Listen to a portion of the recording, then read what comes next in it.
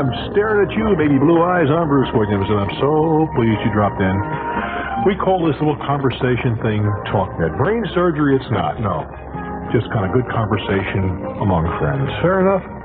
The number, of course, if you'd like to join us, 1-800-TALKNET.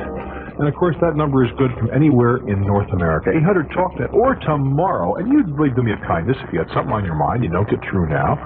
Or it's more convenient. That's Wednesday, 17 October, between noon and 5:30 Eastern Daylight Time.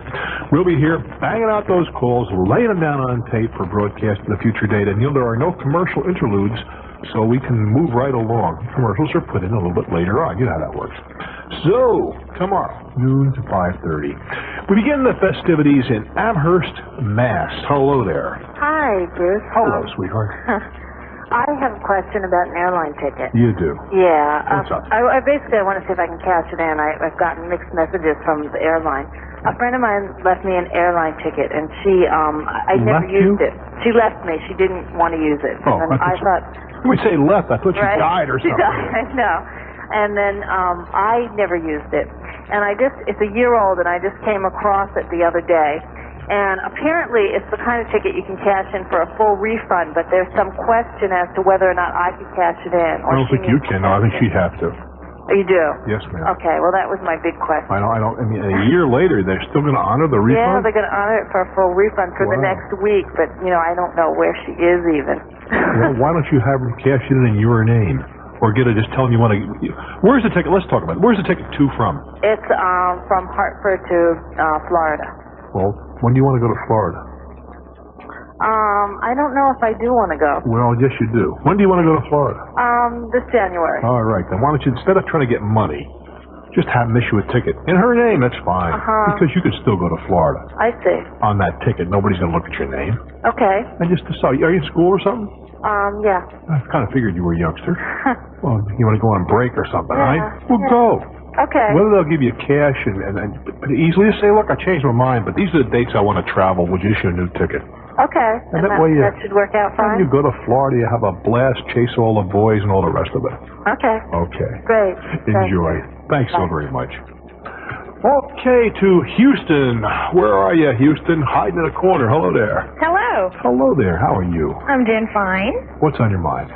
Well, my boss and I, we listen to you every morning. Well, I am delighted. It shows your boss has good taste, not only in employees, but in talk show hosts as well. Well, what we do is we tape your evening one and play it the next morning. Do you really? Yes. Son of a gun. I'm really honored. Well. What kind of work do you do? I work for an insurance company. So you're not flying an airplane for an airline. You sort of scare me there. Okay. So what's doing? Okay. What it is, I'm having a problem out of a credit bureau. Okay. And it's just now coming back to haunt me again. All right. What it is 8 months ago, we fought with someone who there's two names that are the same, okay? When you say we, who is we? My fiance and myself. You were fighting with? A credit bureau. Okay. Over them putting information on his credit, which wasn't his credit. For what reason? Or why? How is it? I take this as by mistake. Correct. Does he have a common name or a name that somebody else has been a misprint under that name? Oh, his name is Eric. And another Eric is doing bad stuff? Is that what you're telling me? Right. Okay. Very common thing. That's why it was not too hard to pick up on that. Right. Okay. Well, what our problem is, we went to buy a new truck about 8 months ago. Mm-hmm. Well, we found out that this guy was on our credit. Okay. Well, on your credit? Well, on his credit, should I say? On the report. On the report. The report is talking about Eric the good guy, and there's information about Eric the bad guy in the report. No, correct. Not uncommon again. Okay. Well, the credit place, they would not do any research to find out that the Social Security numbers did not match up. And that if they had did a little more, that the ages were nowhere near each other. All right. Is Eric the good guy younger than Eric the bad guy? Right. Okay. Okay. Well, I called the place, and I happened to have got a hold of someone nice enough. He wasn't supposed to give the information, but he did, of where this other Eric lives and his Social Security number. Okay. But can we back up a little bit? Eric, the good guy, did get a copy of the credit report. Right. Of his credit report with all this bad information on it. Correct. Now, what did he do at that intersection? Okay, at that time, he went down and he filed the formal complaint like they tell him to do, go down and fill out, not mine, Right. the whole 9 yards. And then he went over there again and sat there for almost 8 hours, and it did not accomplish anything. Well, how about the not mine routine? Did they take anything off or not? No, they didn't. And did they give a reason why they did not? Just that our file, they had lost it. Oh, terrific. You mean Eric's file, not our file? Well, I consider it ours. I've been working on this for so okay, long. the reason, but you see, I thought maybe it's important that we be kind of specific as to who's being injured here. Okay. I mean, so far you don't have any legal standing in this. Eric certainly does. Correct. Okay. Okay. So they said now the file has disappeared altogether. Right. All right. Okay. Well, by this time I'm calling he works for a company that doesn't allow him to make calls, so I'm trying to get this taken care of for him because our wedding is November 3rd, and we did go down to get rings and we're turned down because of this. Be your credit again. Right. Well, then the file is not lost someplace because clearly it's being sent out to someone else who makes a credit inquiry. Correct. So it's not lost. Well, when I called the supervisor to get this straightened up, he could not find our file anywhere. So he told me that he would take care of it personally. All right. Okay. Well, this was, 8 months ago, we were able to get our truck because he took the guy's name off of there. Okay? Mm-hmm. And he had all of that taken off for us. Mm-hmm. However, we got that taken care of. But he snuck it back in again, I'm sure. Okay, well, no, he got that taken care of. What has happened is, during the time that we were getting the vehicle, he kept telling us, okay, it's off of there, go back and reapply. We kept getting turned down. Okay, so every time we applied, that was something else on our record. Mm-hmm. Okay, which was known as an inquiry. Mm-hmm. All right? Yes, and too many inquiries will are a make problem. everybody turn you down, They right? get nervous, that's true. Okay, well, what has happened is, evidently because of that situation, there have been that many inquiries on there, and I called several places today to get this taken care of, and the guy just seems like, oh, well, it's your fault, don't worry about it. What do you mean it's your fault? Well, Who said that? Let me take a little time out here. I want you to kind of gather your thoughts.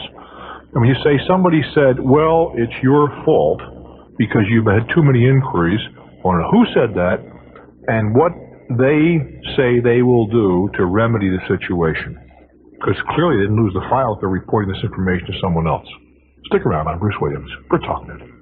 I'm chatting with a young lady in Houston, Texas.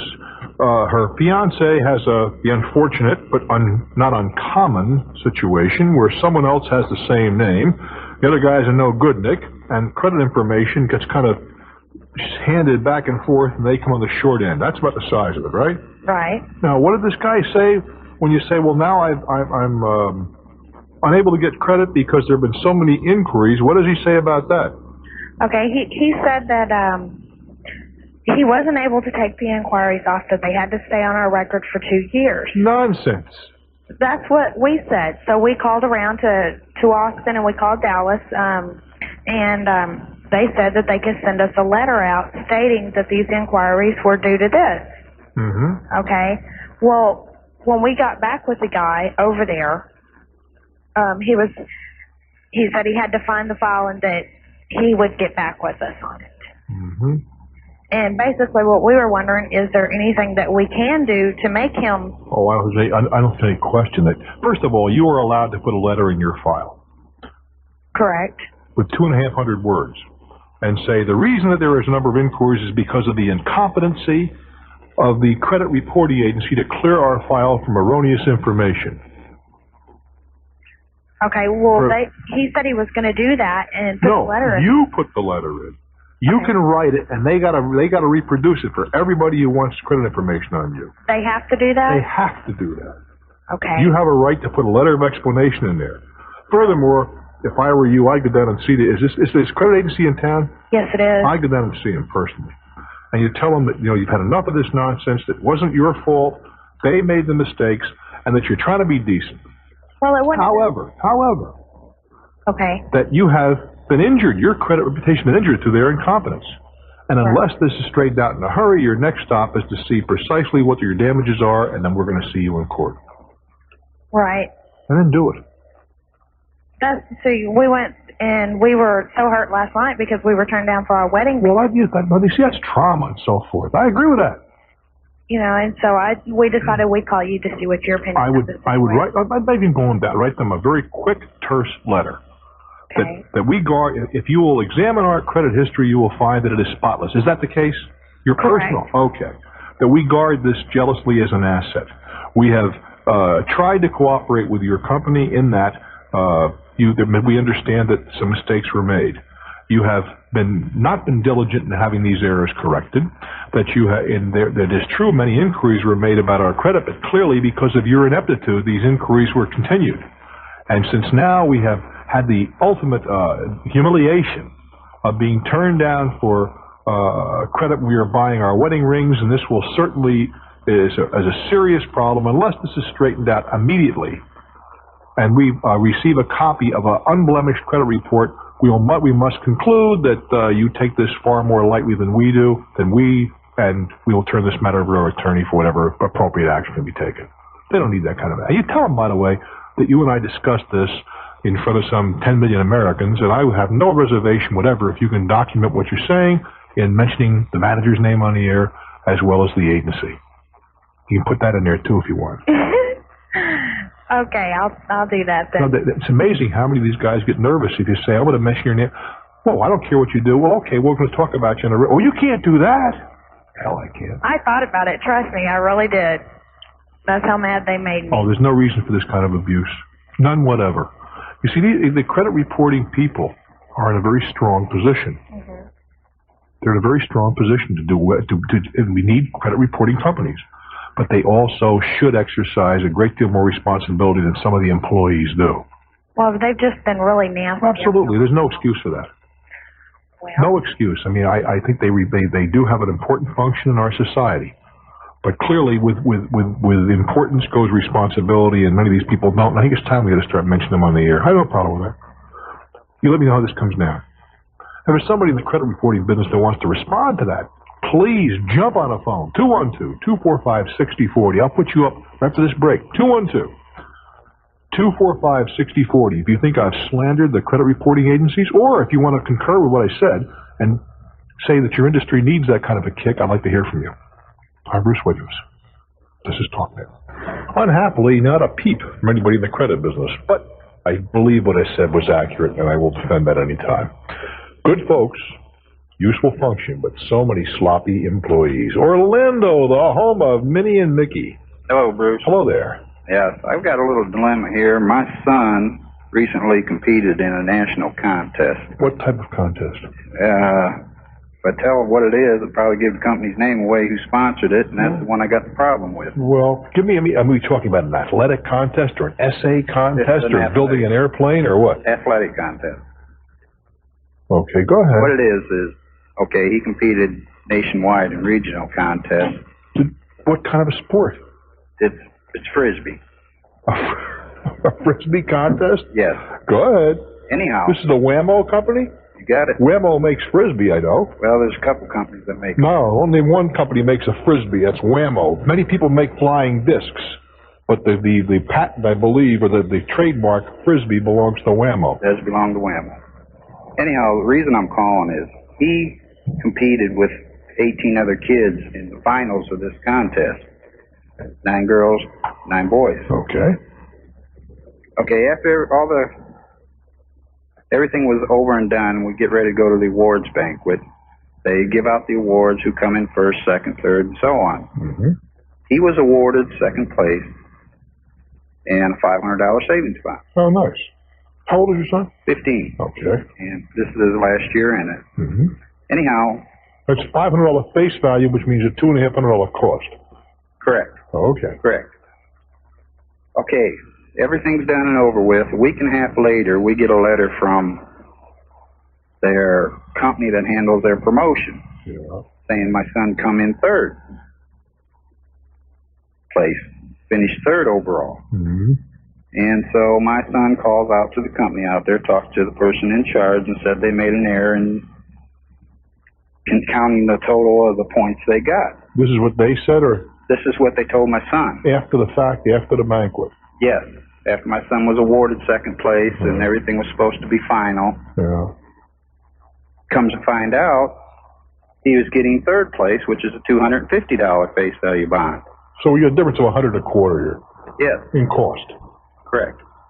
Go ahead. And what I'm concerned about is, I just want an opinion on how someone would feel. I think the company, if everything is as you described it, that's a big if now, the company would be industrial strength stupid. Let them go buy an extra bond for $250 bucks. Got a $125 differential here. That's what it comes down. That's why they use bonds, because it sounds like more money than it is. We'll give you $100, only $50 bucks. Right. In this case, we're talking about the difference in cost between $125 and $250. If in fact they did the banquet, they gave them the prize, and so on and so forth, then you might write them a letter and say we discussed this on the air, and that was my. And if everything is as you described it, I think they're very foolish. They're giving it $2.5. It's exactly. Follow up and let us know. I'm Bruce Williams. This is Talknet. 1070 WIBC. Alrighty, a reminder, we'll be here tomorrow between noon and 5:30. It's Wednesday on October 17. You know the routine. The number is 800-TALKNET. I'll be delighted to have you join me then. Weymouth, Massachusetts. We are really going down east. Hello there. Hi, Ruth. How are you? I am well, thank you. Okay, I have a problem with a linoleum. With a linoleum? A linoleum, yes. You mean a linoleum what? Linoleum floor. Oh, okay. Okay. Last April, I made arrangements to have a company come to the house so I could select a linoleum for my kitchen floor. Okay. I had a brand new baby. He was my fourth. How about that? How many years? 11. Oh, well, you got them spaced out, no Pretty problem. good, yeah. Sure. Okay, so the guy that was here has been in business for 20-some-odd years. He was an installer and worked his way up and then bought the business, so forth and so on. Okay? Yeah. So the linoleum that we picked out is like oatmeal colored. He says, well, it's a terrific linoleum. It'll wear well with 4 kids and all, but I have a question about the color showing dirt and all. I said, well, I don't mind a quick mop-up, but so forth and so on. I says, my only concern is a seam. I don't want to deal with a seam. I don't want to see a seam. I said, that's why I'm picking out a more expensive linoleum so that it will come 6 foot wide versus 12 foot wide for the cheaper stuff. Oh, wait a minute, the other way around, isn't it? No, the cheaper stuff comes the widest because it's easier to maneuver to lay. Well, then you're going to have a seam in the 6 foot wide, wouldn't you? Right, and he guaranteed me. Oh, you mean you want to see a job that's done so well you won't see the seam? Right. But there's going to be a seam, right? I understand that. Okay. So I said to him, I don't want to be able to pick out the seam. I don't want to be able to see it. Mm-hmm. And he says, oh, look, it'll be done. It'll be perfect. You'll know where the seam is because you saw it installed, but nobody else will be able to see it. Don't worry about it. Well, excuse my ignorance. Isn't that in some measure dependent on the style or the pattern that you choose? You can lose it. You can lose a seam in some patterns, or others, I don't care how good the installation would be, you'd still see it. Well, this particular floor has a different color grout line, a grayer area where they match the seams up. So you can lose it pretty good. Right. Okay. So anyway, he installed the kid came a week later. Mm-hmm. 2 days worth. They had to put a new floor down and then put the linoleum down. Mm-hmm. And he's finishing up, and I said, wait a minute, that seam, there's a gap in it. There shouldn't be a gap in that seam. You better fix it before you leave here. He said, oh, don't worry about it. I'll put a seam sealer on it. And he used a seam seal for a different manufacturer's floor on a floor that does not require a seam seal. So I called the guy. So the line is there. Right. Sure. Very dark. So my daughter made her first communion the end of April, and I had the baby baptized the same day. I had a house full of people, and everybody's looking at my brand new floor. They're all saying, how'd that seam? Boy, what a lousy job. You are cheap. Why didn't you get a good floor? That's right. I paid $1,000. I want $1,000 worth of work, you know? Did your guests actually comment? Yes, but it was mostly family. So family will do that kind of stuff anyway, to you, yeah. Okay? So anyway, I called the guy, and I told him I have a problem. This is right away. And he says, okay, fine. We'll get back to you. Well, June came around. I called again. July, August. Well, it's summer, vacation, so forth. Fine. August, I call him. I said, look, the summer's almost over. I've been calling and calling and calling. I want somebody to come here immediately. I'm tired of dealing with this. Well, you're going to have a grout line eventually anyway. I said, eventually might be 5 years from now, not the day after it's laid.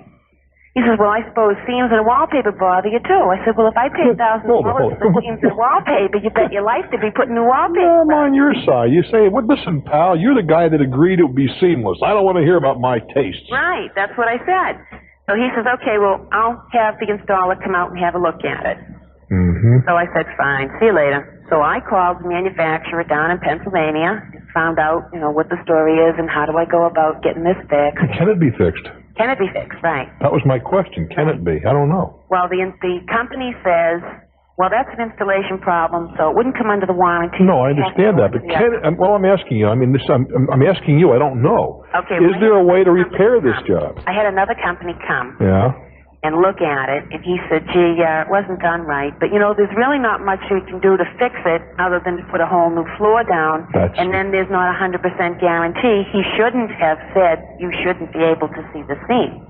In other words, what he's saying is that it's not possible to make it virtually invisible. Right. That's where we go to. That goes back to my original comment, doesn't it? Right. However, this guy said the same thing. Eventually, you might have a grout line or a dirt line show. Okay? Mm-hmm. So I said, fine. So the other guy gets back to me, and he looks at it and says, okay, fine. So where we go with this? What's going to happen here? I don't know. That's what I want to know what I have to do. Well, that's why I'm asking the questions which we don't have answers for. Should I go to small claims court? Wait a minute. Back up. Okay. Back up. You see, I don't know what a reasonable job would have been. That's why I asked about the pattern. You can lose a line in some patterns. There are some patterns that there's just no way in the world. The same thing is true of wallpaper. Some patterns lend themselves well to losing the various strips, and others have to be matched up precisely. Even there, somebody with good vision can see the difference. And others you can't see. I don't care how good your vision is. Okay, well, so that's the first thing to be determined. All right, but the owner's son came. Yeah. Okay, who also does it, and said, "Gee, this is really a lousy job." Okay, well, wait a minute. That's the first thing. We're trying to get these little ducks all in a row here, right? Okay. The next thing is it a result of a bad job? And that seems to be the case. Improper installation. Hold it. Let's stop. Don't gild the lily. Okay. And the third thing is there some way that this can be corrected other than ripping it out and starting all over again? And I got a suspicion that that's the one we're going to stumble up against. We can agree on the first, and we can probably get some consensus on the second. But the third one, can this be repaired? And I think the answer is probably no. Well, as I said, the owner's son came. Yeah. He said, this is a really lousy job. It could have been met up a little bit better. Right. So he scraped off the seam seal that belongs to another company. Right. And he scraped a little tile knife in between the seams. Yeah, to open it up. Mm-hmm. And he put in almond-colored grout. Right. Okay, and that was in September. Did that help? Yeah, till now. Now it's black again. Well, it's taken up color then, what you're saying. Right. See, if it can be, I just call it, if I'm being reasonable, call somebody else in and say, is there some way this can be corrected? Now, it may well be there is a way. I mean, I see that now we're getting into the materials that I certainly don't know exist, and perhaps you do not as well. Mm-hmm. I want to know that, because suppose you went to small claims court, what are you going to ask for? Well, that's the thing. How would you determine it? Well, that's the problem. Wait a minute. Hold it. You cannot go in there with, first of all, if you go to court, you have to ask for a dollar amount, all right? Right. And you got to know what's reasonable. Mm-hmm. It may be reasonable. You see, we don't know the extent. I don't know the extent of this line is aggravating you. It may not be as bad as you think. I don't want to get into that. The point is, you're going to have some objective opinion as to how bad a job this is and how much your damages are. Okay. Well, the owner's son himself. No, he's not going to be there testifying on your side, love. I know that. He's going to testify. Well, of course, you're going to have somebody, an outside expert. The boat industry in our area has expanded tremendously in the past few years. And boaters are a breed apart, aren't they? Yes, they are. And what's a boat? It's a hole in the water you throw money in. That is absolutely true. I know that better than anybody. And my only boat I own is a rental boat, so. But they are an expensive toy, you might call it, too. Well, they are a toy, and they are expensive, clearly. But hey, listen, that's the difference between men and boys, the cost of their toys. Yes. But you like those numbers. I think that if those numbers hold up, you got to be kidding me. I mean, obviously it's not clear because you got you have the expense of stacking. I don't know if you winterize them for the people for that price or not. No, we would not. That would be additional. As we would have all these people entrapped, so to speak, for gas sales. I didn't include that in there, but we would be able to sell them a lot of gas. They couldn't take their boat elsewhere. We had their boat right here, you know. You take this is not permanent storage, then, or this is like they take it down. You want to come in on Friday afternoon? We'll take your boat out of spot 136 and drop it in water for you. Is that it? Correct, exactly. That is it. And you also have winter storage too, I take it. Yes, this would be year-round. The boat could remain in the barn for the year-round. Winterizing the boat would be an extra expense that they could either have someone else do or we would do it, you know, et cetera, et cetera. So two items that I haven't added in are one is gas and the other is maintenance. Winterizing. Sure. Right, maintenance. Doesn't sound bad to me. For $500,000 investment, kicking off that amount, or I shouldn't say kicking off, $200,000 a year. Let's say it kicks off 100. Is that bad? Well, I was wondering if I borrow $500,000 from the bank, how much are they going to want per year, Bruce, approximately? Well, I don't. They want to be assured that you're going to be able to pay your bills.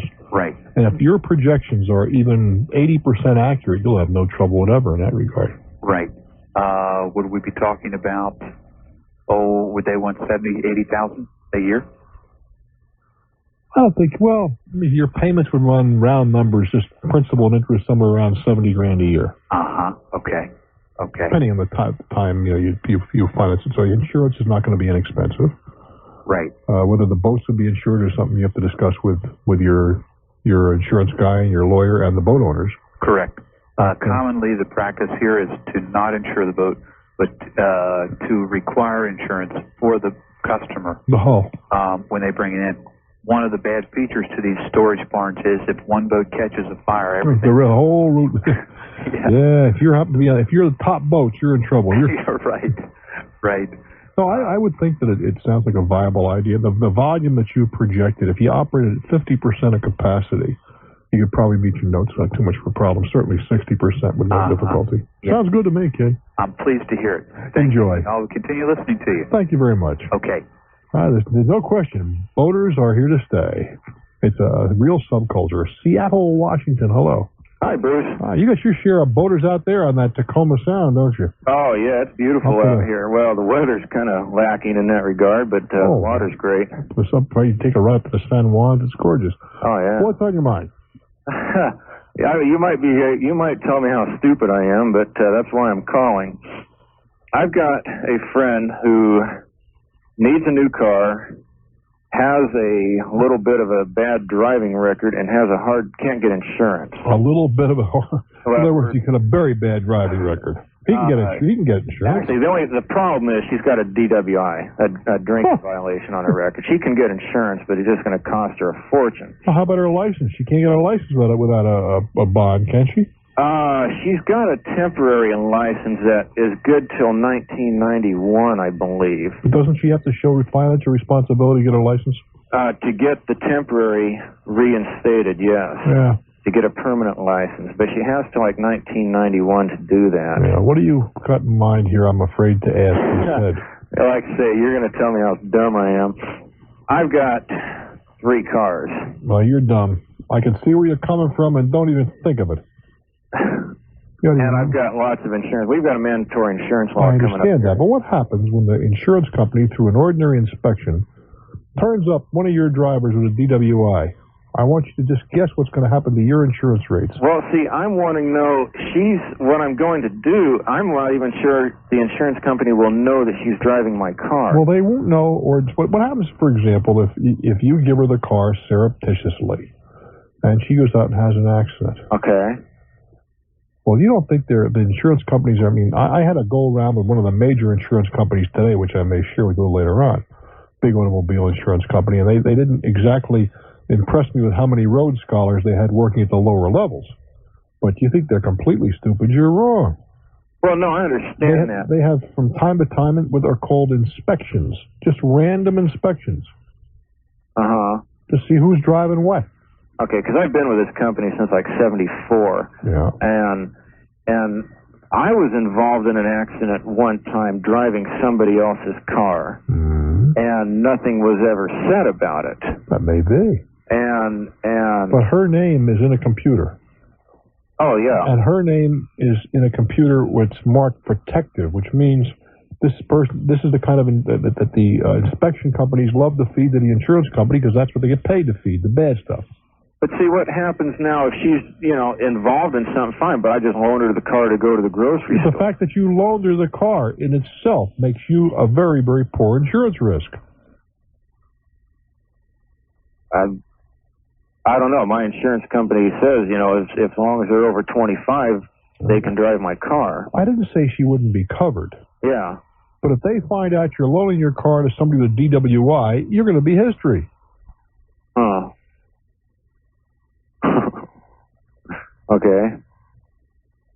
End of story. If you want to do it, go ahead. But you said I'm going to say you're stupid. You're right. I'm not saying you're stupid, but that would be a very foolish thing to do. That's dumb idea. Yeah, it'd be a foolish thing. I just don't know what else to do. I mean, I'd like to help this person out. Yeah, and I've got I really feel more money than brains. I feel a great deal of compassion towards somebody who is drinking and driving. Well, I just can't tell you how I empathize. I feel the same way, and I feel the same way about somebody driving without car insurance, but that's water under the bridge, and she's gone through treatment, and that's just something that's from a former chapter in her life. If you feel that sorry for her, spend the money and let her pay for the insurance. Give her the dough. Yeah. In her car. Might be something. In her name. Yeah. You're going to regret tying her to you, unless this is your wife or something. No, just a real close friend. If she's that close a friend, give her the money. Okay. You'd be better off. Okay. I wish you well, kid. Thanks a lot, Bruce. I'm Bruce Williams. Stick around. This is Talknet. A couple of quick notes tomorrow. That's Wednesday. We'll be taking your calls off the later on that very same day, but the time will be different tomorrow only, from noon until 3 Eastern Daylight Time. Noon to 3 Eastern Daylight Time. We'll be taking your calls, laying it out on tape, and you can hear it yourself a little later on that very same day on the radio. And I would like to note that we are having a party, and you're invited. If you're on the East Coast, you might want to listen up. The party will be held at the beautiful Sheraton Hotel in the Meadowlands, Secaucus, New Jersey, right off the New Jersey Turnpike, convenient New York City, Pennsylvania, Connecticut, and, of course, New Jersey. All of the Talknet folk will be there, as well as the off-the-air folks. I don't even want to talk about general admission tickets because we may be able to, there may be some changes there. But the Golden Circle tickets, that means the front row seats with some other special privileges, are available through Ticketron for $25 a smash. And they are going kind of quickly, thankfully. So if you'd like a Golden Circle ticket or two, just call Ticketron on the charge number with your charge card in hand or stop at a Ticketron office. The 28th of November is the date. It's a Tuesday after Thanksgiving. We're going to have a real blast, and I do hope you're part of it.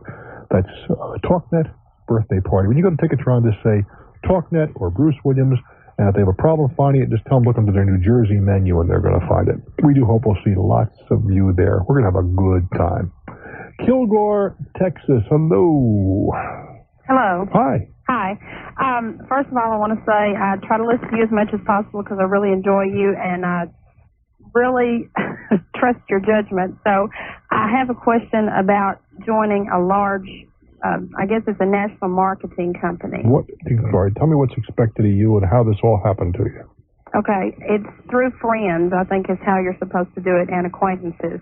What you do is put up such and such amount of money. How much is such and such? $100. Okay. Okay, but you're supposed to get products back for that. Now, it doesn't total $100. But what you do, your choice is to make money in this business is either to merchandise these products through a catalog system where you buy wholesale and sell at retail, or else you sponsor other distributors, which is what's happened to me. How do you spell forget it? I was afraid you'd say that. Well, okay. Listen, give them the $100. Enjoy yourself. Is that what you wanted to hear? No. Okay, forget it then. It's that bad? Well, you see, the problem, we're into this, I sound like a broken record, but this isn't just another multi-level marketing scheme, and they go on forever. But the basic premise under which they operate is get more people in. Right. Now, your friend paid their $100, and they got to get you in. And you're going to get Sheila and Bill and me in, and we're supposed to get others, and they have what they call a downline, right? Where you're going to get money from, pardon me? Mm-hmm, that's right. You're going to get money from my sales and the people that I recruit and so on and so forth. Right. How big a town is Kilgore? About 10 or 12,000. The trouble with that is about 4 levels down, the entire town of Kilgore is on a pad. This is true. Well, that's the problem. And unless you got something going in the People's Republic of China, there's not going to be anybody left very shortly. Okay. Do you see why? Yes. Well, I was very skeptical, but then, you go to these meetings and it always sounds so wonderful, but Why, it's like going to a revival meeting. Uh-huh. Hail, brothers, step right up, to move your feet, the body will fall. This is so good, you're going to feel great about yourself. Lordy, I just can't tell you how I love to tell others about this program. This program can liberate you from that boss. It can get money in your pocket. It puts products in people's hands that ordinarily couldn't afford them, right? Right. Yeah, I've been there. Okay. Well, I sort of figured you'd say that, but I just wanted to be sure. Well, I just reinforced what you already knew. That's true. I do wish you well, love. Thank you. To St. Joe's, Michigan. Hello there. Welcome to Talknet. Hello? Hello. Hi. Hello, I have a problem with a travel agency. Let's talk about it. Okay. I had made reservations for a group of 10 to go to Cancun for New Year's Eve, and we'd been planning this for 6 months. So I went with my travel agency, and we got the group in, and I put one check, a deposit for everybody. Why a check? They needed $200 or $100 a person. But next time, put it on your credit card. Never use a check. Okay. Okay, what happened? So, you gave him $1,000 now. Excuse me? You gave him $1,000. Right, I did. And then she just called me back today and told me that everyone else has a reservation in our party except for my husband and I. How come? She said that the agency that she goes through, the tour operator. The tour operator. Right. That she doesn't know if they messed up, and they don't know what happened. Well, they're going to have to find you a room down there and get you in. Right, but it's over the holidays, and they said they can't do it. Oh, nonsense. So I'm thinking about taking this to an attorney. Oh, well, you don't think you have to go to an attorney. You call her. I have. I've called their customer service. I've called What do they say? They said that they could offer us one leaving a day later, just my husband and I, and coming back a day later, which we've already had our vacation. Oh, not only that, but you want to go with the other people that you planned this thing with. Right. First of all, the likelihood is they'll have a cancellation. Somebody will not go. They're sick or they'll die. I'm serious. But I mean, I would have a serious talk with the travel agent about what you're going to be doing in small claims court. I want you to hang on just a minute because there's no excuse for this nonsense. None. Hold on. I'm Bruce Williams. This is Talknet.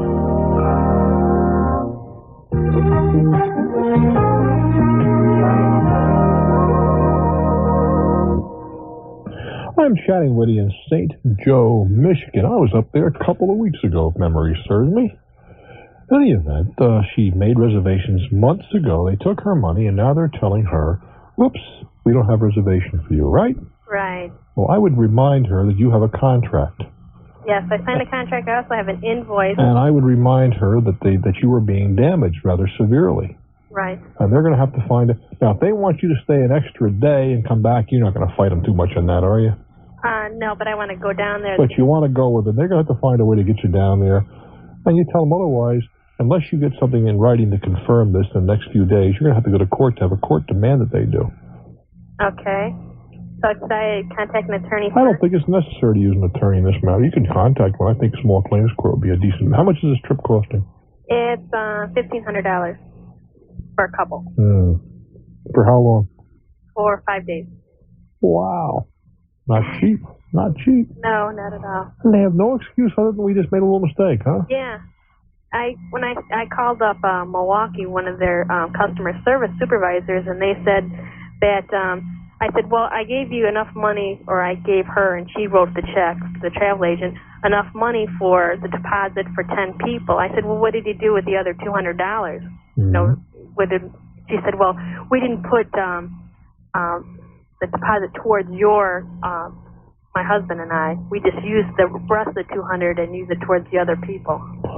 Industrial things just ain't stupid. I go down and talk to this lady and say, look, you can work it any way you want. If you have to send me down a regular airline, not the charter package, I'll go that way. It's your business. It's up to you to find that only the honeymoon suite's available. Pay for it. Your problem. Yeah, what the problem is just the airlines getting down there. It's just so booked. You can bet your life there'll be a cancellation or a no-show. Okay. Happens all the time. Let them bump somebody and pay them. Yeah. Not your problem. Right. Otherwise, I would sue them, clearly. If they made a mistake and they had to pay. Okay. Good luck, hon. Thank you. If there's somebody in the travel business has another alternative, I'd love to hear from you. It seems to me it has a dollar solution. They may have to upgrade. For example, there may be a first-class seat on that airplane. Send them down first class. Pay the difference. Too bad. Listen to that kind of nonsense. If you're in the travel business and you want to comment, at 212-245-6040 is our expert line. Moline, Illinois? Oh, yeah, that's the Quad Cities. Hello there. Hello. Hi. Hi. My daughter and I have gotten into a small business, a home party business. You mean like you're selling stuff at little party plans? Party at home. Well, my daughter's doing the home parties. It's all with handmade crafts, like they sell in all these new country stores that are. Where do you get the crafts from? Well, I make the bulk of them and about 5 other crafters. Mm-hmm. Well, why is it not doing so good? Well, it's doing good, but we don't know what we're doing. I got the good news and the bad news. The bad news is we're lost, and the good news is we're a half hour ahead of schedule. Right. Huh. We got so much business, and we started it 5 months ago. Mm-hmm. She herself did about $13,000 worth of business. In 5 months. In 5 months. Mm-hmm. Now she's got 2 other people that have started to sell this month. Mm-hmm. But we're afraid of what we're getting into. What are you afraid of? Well, we don't know what we're doing. We can't find an accountant that knows what he's doing. Oh, for pity's sake. To set us up books. No, that's nonsense. Any good accountant can set the books up. We went and asked a CPA. He told us, you can't afford me in any way. I don't know what you're talking about. Well, it's probably so. He's absolutely right. You can't probably afford him. Wrong guy. But a decent general accountant can set the books up. Honestly. Been to 2. General accountants. Yes, and they couldn't figure out how to set up books. Well, what is the problem with the books? Well, I don't know, because to us, it looks simple, but when I go to do it, I can't do it either. Well, what are you trying to accomplish? Maybe we can try it here, or I'll be perplexed like the rest of them. What are you trying? Tell me what you're trying to do. Okay, for each party, she goes and takes orders, okay? All right, fine. All right, then she brings those orders home, and she sends the orders out to all the 5 crafters. All right. Now, when she gets all those items back, she picks up the money from the party. Yeah. And she sends out checks to all the crafters. Well, how often do you send the checks to the crafters? As soon as she gets the money. Well, that's a major mistake. That's number one. What else? 1 check a month for them should be sufficient. Just entries and 1 check a month. 1 check a month. Certainly. There's no reason to pay them every time you turn around. It's foolishness. Just extra activity. Okay. Then there's all the other expenses. Well, I can't. An accountant cannot change. An accountant only can record. But there are other things. Now, the expenses out of that party are her phone and her gas. All right. She gives away free gifts. Whatever. Those are all listed. That's no big deal. You post them. What else? That's it. Well, what is the complication here? I don't know. I don't know either. What you do is you have a ledger sheet for each one of these crafters, all right? Yeah. And for where the merchandise comes in, there's a memo entry. 2 doilies, 3 who's-natses, and 4 tea cozies on crafter number 1. Okay. And every time the stuff comes in, and then when it gets paid for, you can, first of all, you owe them anyway, whether it gets paid for or not. Right. So you owe them. Right. So it's really not necessary to match the payments up. It's an exercise. It's a different exercise altogether. All you do is at the end of the month, you add up your entire inventory sold, and you add up your dollars, and it should come out. Okay. We shouldn't worry about per party profits. Clearly not. I mean, you worry about it. You should, but you don't have to post it that way. And we don't have to figure it that way. Why would you have to figure that way? I don't know. You should know what it takes to make a party work. Yeah. But there's no reason to keep track for party. Okay. What for? Well, that's what they seemed to confuse them, and they couldn't Look, Should let's just make... be a matter of writing down Well, expenses. first of all, it's called posting. Yeah. And you post your expenses, Right. whatever they happen to be. When a bill comes in from the gas company, Right. you put that on there.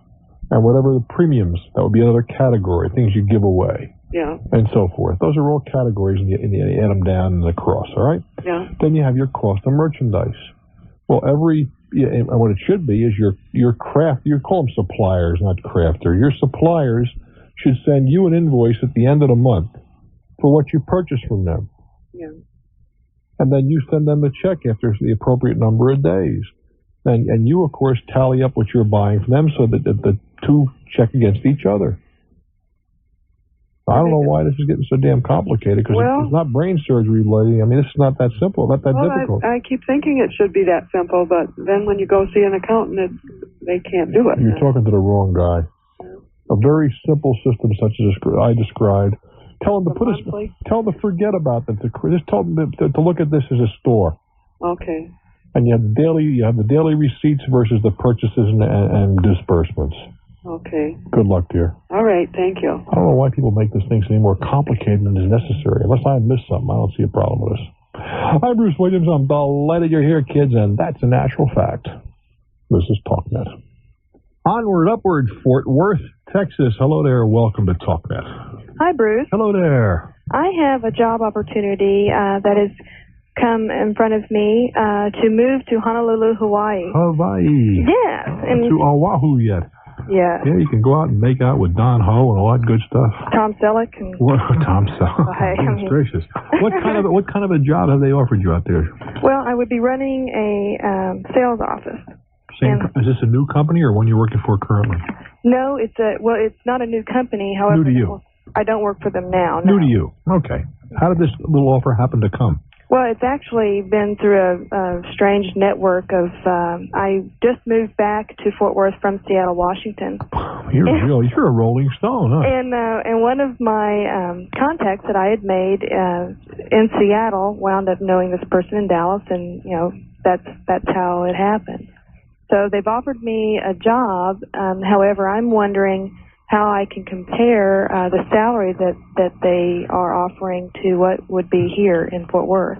I think you're going to find the cost of living is a bit higher in Honolulu than it is where you are now, particularly the cost of shelter and certain stables that have to be shipped rather considerable distance. Right. Now, in terms of the relative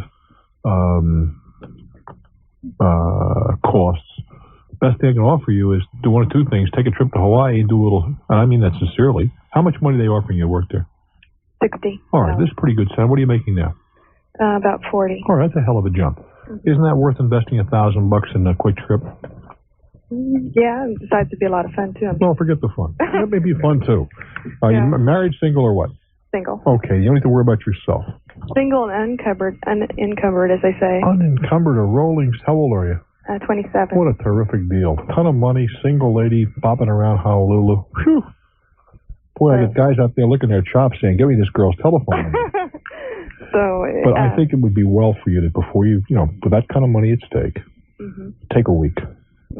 Bop out to Hawaii and look around. In the absence of that, pick up a Hawaiian newspaper, the daily newspapers. They'll tell you an awful lot about what's going on in the area. But I really believe that you ought to be on site. But I think for $20,000 a year, additional, it's no contest. Go. Go. Huh? It isn't half again as expensive. You can bet your life on that. Yeah. Great. Okay. Well, thanks, Bruce. I appreciate your. Have a great trip, and we're right there in Honolulu, so we'll keep you company. Okay. Great. Take good care. Thanks. Bye bye. $60,000 a year, 27. Oh, goodness gracious sakes! What a problem to have. Fargo, North Dakota. Hello. Hi. Hello. Hello? Yes, ma'am. Can you hear me? Yes. I have a question. We've recently purchased a home that is 8 months old, and we have a Harco wood floor. What kind of floor? We have a wood floor, anyway. What was that? What was the word? It's Harco, Hartco. What in the world is that? I don't know. I guess it's the manufacturer. It's a nice wood floor. Okay, you don't know either. I'm glad to hear both of us are. Very expensive, but anyway. After having been in the house for about 3 weeks, we noticed that the front portion of the floor by the door is discolored, and the boards have begun to separate, and it looks like there is no finish on the floor. being that the home is so new, we went out to, we called the builder, and he came out and said that, yes, the people before you had a problem with the seal on the door. Well, wait a minute. I thought you said this is new. It is new, but people were in it 8 months, so we didn't buy from the builder. Oh, okay. That's not new then. Okay. All right. Okay. Less than a year. But anyway, he said that he was not responsible. They said that they had water damage, but he was not responsible for what happened to the floor because he didn't sell it to us. I don't think he is either. Okay. An officer and say, do you want to keep my account? Well, one of the times it was a branch manager. Well, in that case, I'd pull the account. I don't know how many ways to tell you. If somebody sticks it to you, why do you want to do business with them? Hell, their maximum exposure is a lousy $2. Yep. How can they go wrong? I'd walk in tomorrow and say, here's the situation. Do you want my business? Yes. Then you're going to honor this check. I mean, you know what's so funny? I guess, over the past 2 years, I've cashed somewhere in the neighborhood of over 100 rebate checks. What in the world do you do to get all these rebate checks? On products, different products that I buy. You buy how many products? It's most of it's stuff that I use every day. I mean, I don't go buy it just for the rebate. I don't think I've purchased anything with a rebate at all. Well, I'll tell you, you asked me what I'd do. I'd walk into an officer and say, here's the situation. You may have a policy. If this check is not good, I will make it good. But if you don't accept it for deposit, I am going to close my account. And I do it. End of story. You're dealing with the wrong organization. Can't hear you. I'm just trying to think what I kind of agree with what you're saying. How could you possibly disagree? Not really, I couldn't. If an institution would accommodate you, why in God's name would you want to do business with them? Simple as that. But 100 rebates. Boy, you're about 99.9 ahead of me. Good luck. Fort Worth, hello. Hello there. Hello there. Hello, Bruce. Yes, sir. Got a problem maybe you can help me with. Let's talk. All right, I'm in business here in Fort Worth. Have been for 15 years. What kind of business? I build store display fixtures, commercial woodwork. Okay. All right. This part of the country is really in a slump. Is it? I thought your part of the country's kind of coming back. Well, it's not here. Let's put it that way. Right. I've been considering a major change in the career. What kind of a change? From the woodworking to what? Yeah, from what I'm doing. I'm 48 years old. All right. That's not a sin. No. Well, it is to some people, I think. All right. It's a sin I'd like to be guilty of right as we speak, but go ahead. All right. I'm considering completely changing around. I'm to an aviation career. Aviation related. What can you mean? Let's not be so cryptic. What are you talking about? Well, I want to get an A&P license. All right. And go that direction and see if that's better than this. Something in a technical field. All right. I don't have a degree in anything. And I've looked around for about a year now, sending resumes to different people. But my experience here is not verifiable employment. Because you're the boss. Yeah. And I've owned the business for these many years. For example, if I apply for a plant manager's job somewhere, I either want a degree or something verifiable. Well, I don't see why it's not verifiable. What do you think of that? Well, then you're in the minority. Well, wait a minute. No, you're just not very clear. You're not approaching this in the right direction. Yeah. Okay.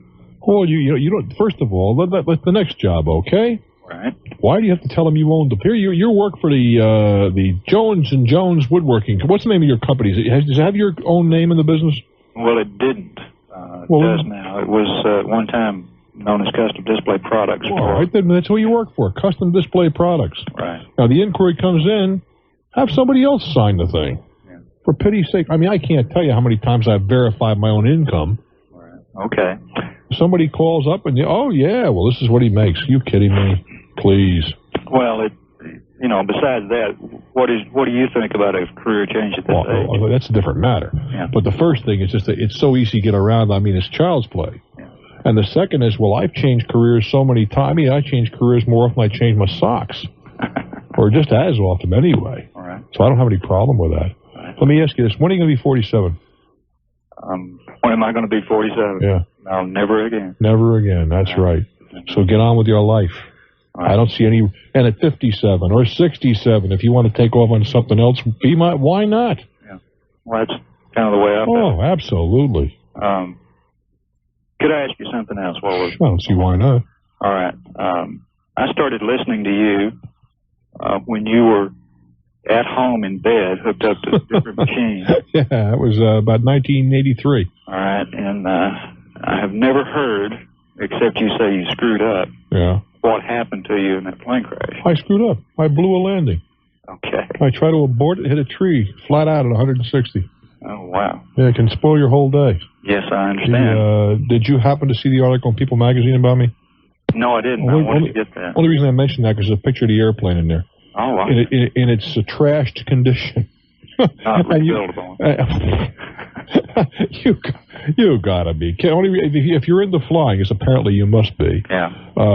You take a look at that, and you're going to ask yourself how anybody could have survived. I mean, God was smiling on all of us that afternoon. Yeah. But it was in the October 9th, people, and I think if you're interested in seeing a real trashed airplane, baby, yeah, I've seen the picture is there to testify. Okay. Well, listen, we listen to you all the time. That's how long I've been on the line. Well, I'm delighted. Listen, but let me leave you a thought, huh? All right. Tomorrow's the first day of the rest of your life, and I mean that with every single ounce of being. Yeah. Get on with your life. Well, that was the decision to make, was whether to stay in this business and do what you suggested, or just to take off and go in a different direction. Well, I mean, I'm not telling you should take off. I understand. But, I mean, follow your star. Right. I wish you well, kid. Thanks so much. I'm Bruce Williams. Stick around for more. This is Talknet. Grand Rapids, hello there. Hi, Bruce. Hi. Enjoy your show very much. Thank you. Got a question for you. I am a minor partner in a small business where we have the principal owner and then myself, and I'm less than 25% owner. Do you work in the business as well? I do work in the business. Okay. My question is, how can I prove that the financial statement that I received in January is in fact the actual financial statement? I'm compensated based on profitability. You have to have an audit. Okay, I can order that audit from a private source. I don't know what is your agreement with the company. Ordinarily, there's some kind of an agreement in place. Okay, there is an agreement. Pardon me? There is an agreement. All right. And the agreement is based on I have a salary, but that spells out what you're going to get. But my point is, ordinarily, for example, I have an agreement with the network to produce a feature, which is heard on a lot of these Talknet stations. It's a travel feature, all right? Now, because the revenue is divided, I have the right periodically to audit the company's books to persuade myself that I'm getting a fair shake. Sure. Well, you should have the same agreement at your expense. Okay. And it's customary to have that at your expense. You would audit the books to see if you are of a mind that you're not getting a fair split. Yeah. Well, I have access to the books at any time I want. Right. And you got to call an accountant and take a look at them. Okay. But just that's what it comes down to. All right. Unless you're able to do it yourself. I mean, I don't know what you're. Well, I can to a point. What you realize after you get involved in a situation like this is that you're not as smart as you thought you were. Well, it's not. Well, I mean, I've been finding that all my life. But going beyond that, then we have a question of interpretation, don't we? Sure. As to what something is worth, for example. Okay. You know, and what services are coming out and what perks are coming out for other guys, and there's a whole bunch of other things that affect profitability. Sure. Well, and I guess that's what you realize. We had labor, at X number of percent. We had materials at X number of percent, and direct all the other factory costs and so forth. Mm-hmm. And obviously, it is a privately held company. He is 51%, so he can basically do whatever he wants. No, that's not true. He can't just do what he wants. Okay. He has some responsibility to you, the minority stockholder. All right. I mean, he can do a lot of things. There's no question about that. Sure. But those should, for instance, if he were to take, as an example, a cruise and it cost $3,000, as I understand it, that should not affect profitability. It might affect cash flow. Well, no, sure it'll affect profitability. Why wouldn't it? He's charging off as an expense. It comes off the profit. Okay. How does he take a cruise on a company? Just the charges come through and are paid. Well, yeah, but you see, that's an improper charge. Okay, I don't disagree with you. The problem is, how do you? You can Those are the fight or things. flight. Those are the things you dispute. Sure. Unless you get a cruise too. I did. I think you need some help. Good luck, kid. Thank you very much. All righty. Bye-bye. You put up with that kind of nonsense. Hey, we're having a little get-together. I hope you would put it in mind. It's a birthday party for Talknet. You get a chance to meet all the Talknet hosts. We do the thing called Meeting with Bruce Williams and some other stuff. Now, there are both the Golden Circle tickets and general admission, and I would like you to kind of not do anything about the general admission tickets just now, but there are some Golden Circle tickets left. They're $25 smash. That means you sit in the front, way up in front, and get to meet everybody firsthand and all that good stuff. They're available through Ticketron. The date is the 28th of November, the Tuesday following Labor Day. The place is the lovely Sheraton in the Meadowlands, just outside of New York City. Very convenient to certainly lower Connecticut, from Hartford down, from Princeton, New Jersey, New Brunswick area, and, of course, New York City, Long Island. So if you're any of those areas or even eastern Pennsylvania, you want to drop by, just give Ticketron a call, but hold off on the general admission tickets. But do, if you want the Golden Circle tickets, they are kind of going pretty quickly. You might want to pick one up, get you up in front. $25 through Ticketron. Naples, Florida, it is your turn. Evening. How you doing, Bruce? I'm doing very well. I thought I lost you there for a moment. Right. Can't hear you too well, running the water plant here. You're running the water plant? Well, yeah, the machines run themselves, and I listen to you at night. I'll be darned. Helps the night go by. We still put out a good product. I hope so. Indeed. My situation is one I'm kind of clear of. Maybe I'm just calling for a confidence booster. 2 years ago, I had this gutter and extender roof put on a wood frame house, an aluminum job. And the fellow put it on, and he wrote 5-year guarantee with no conditions. Shortly thereafter, I had some problems, leaks. He came and did some caulking, the gentleman, and that didn't solve the problem. At which point, calling him back again, he suggested, well, maybe the drip edge on your on the wood frame house that I attached this aluminum extender roof and gutter system to, the drip edge isn't on right. So it's not my problem. It's the problem of the guy who built the house. Mm-hmm. And he came by once when I complained again through a mutual friend of his anyway, and he slid a little Xerox page out of a building guide, you know, the proper way to apply felt and put a drip edge on, etc. And that was it. That was his answer.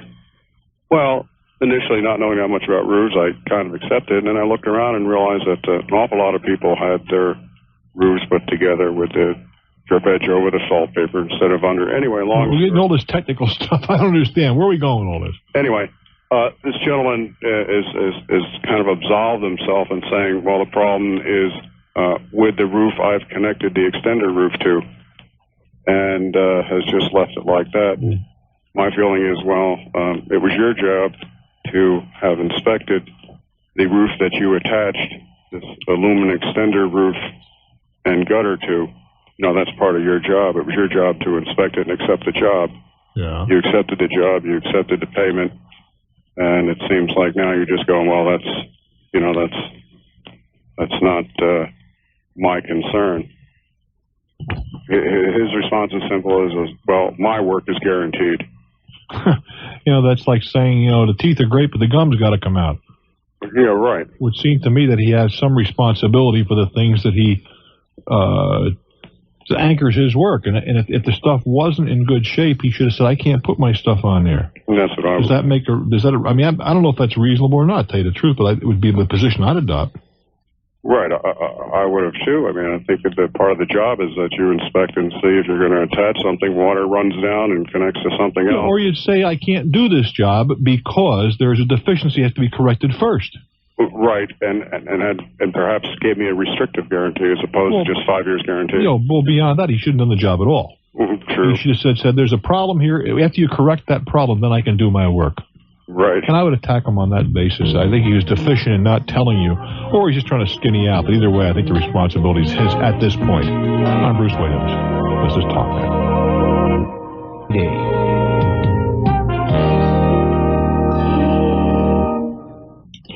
Off we go to Syracuse, New York. Hello there. Yes, hi. I'm having a very complex problem, and I hope maybe you can help me. Let's try talk. Okay. I had a business. It was a medical business, and can you be more specific on medical? We sold wheelchairs and commodes and different kinds of medical supplies. Yeah, right. The business was having some very big cash flow problems. Some people came in, a relative and some other people came in to buy the business, and I was coming in as a partner. Well, hold on now. You were going to be a part. Right up now, it's a proprietorship. You got it all, right? Right. Before I had the whole thing, it was a corporation, but I was. But you own the. Yeah, it was a single proprietor corp. Right. Right. And you were having trouble, so you're going to sell off some stock. Well, it was actually a complete buyout. It was a complete buyout, and they started a whole new corporation. Called an assets only deal. Right. Okay. So what happened was. We sold the business, and we had some problems. We had an audit. Well, this is 6 months before I sold the business. A government agency came in and did an audit on us, and you mean like a Medicare or something? Yeah, Medicare. Yeah, right. They did an audit, and I didn't hear anything about this. I mean, they didn't say anything to me about this thing in the 6 months that happened. Medicaid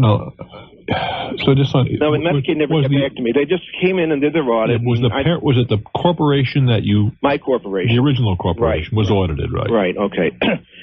And then what happened was, 6 months later, after the closing, this is 8 months later, they called me and they said that they gave me the result of their audit. They meaning the auditing agency. Yeah, right. And they found a bunch of improprieties and things. Nothing criminal, but they said we owed a lot of money, and they were holding it against this new corporation. How much did they say you owed? Originally it was $100,000. Boy. But these are overcharges, you mean on? Yeah, overcharges or different things that they said were wrong. Different overcharges, undercharges, misbillings. What they did is they took and they extrapolated. They took a certain figure and they used that as a and there was the amount of money they found in the pool was only $6,000, but they take and extrapolate over 2 years, and that's where they come up with the figure. I see. But the whole thing was, well, that's a story into itself.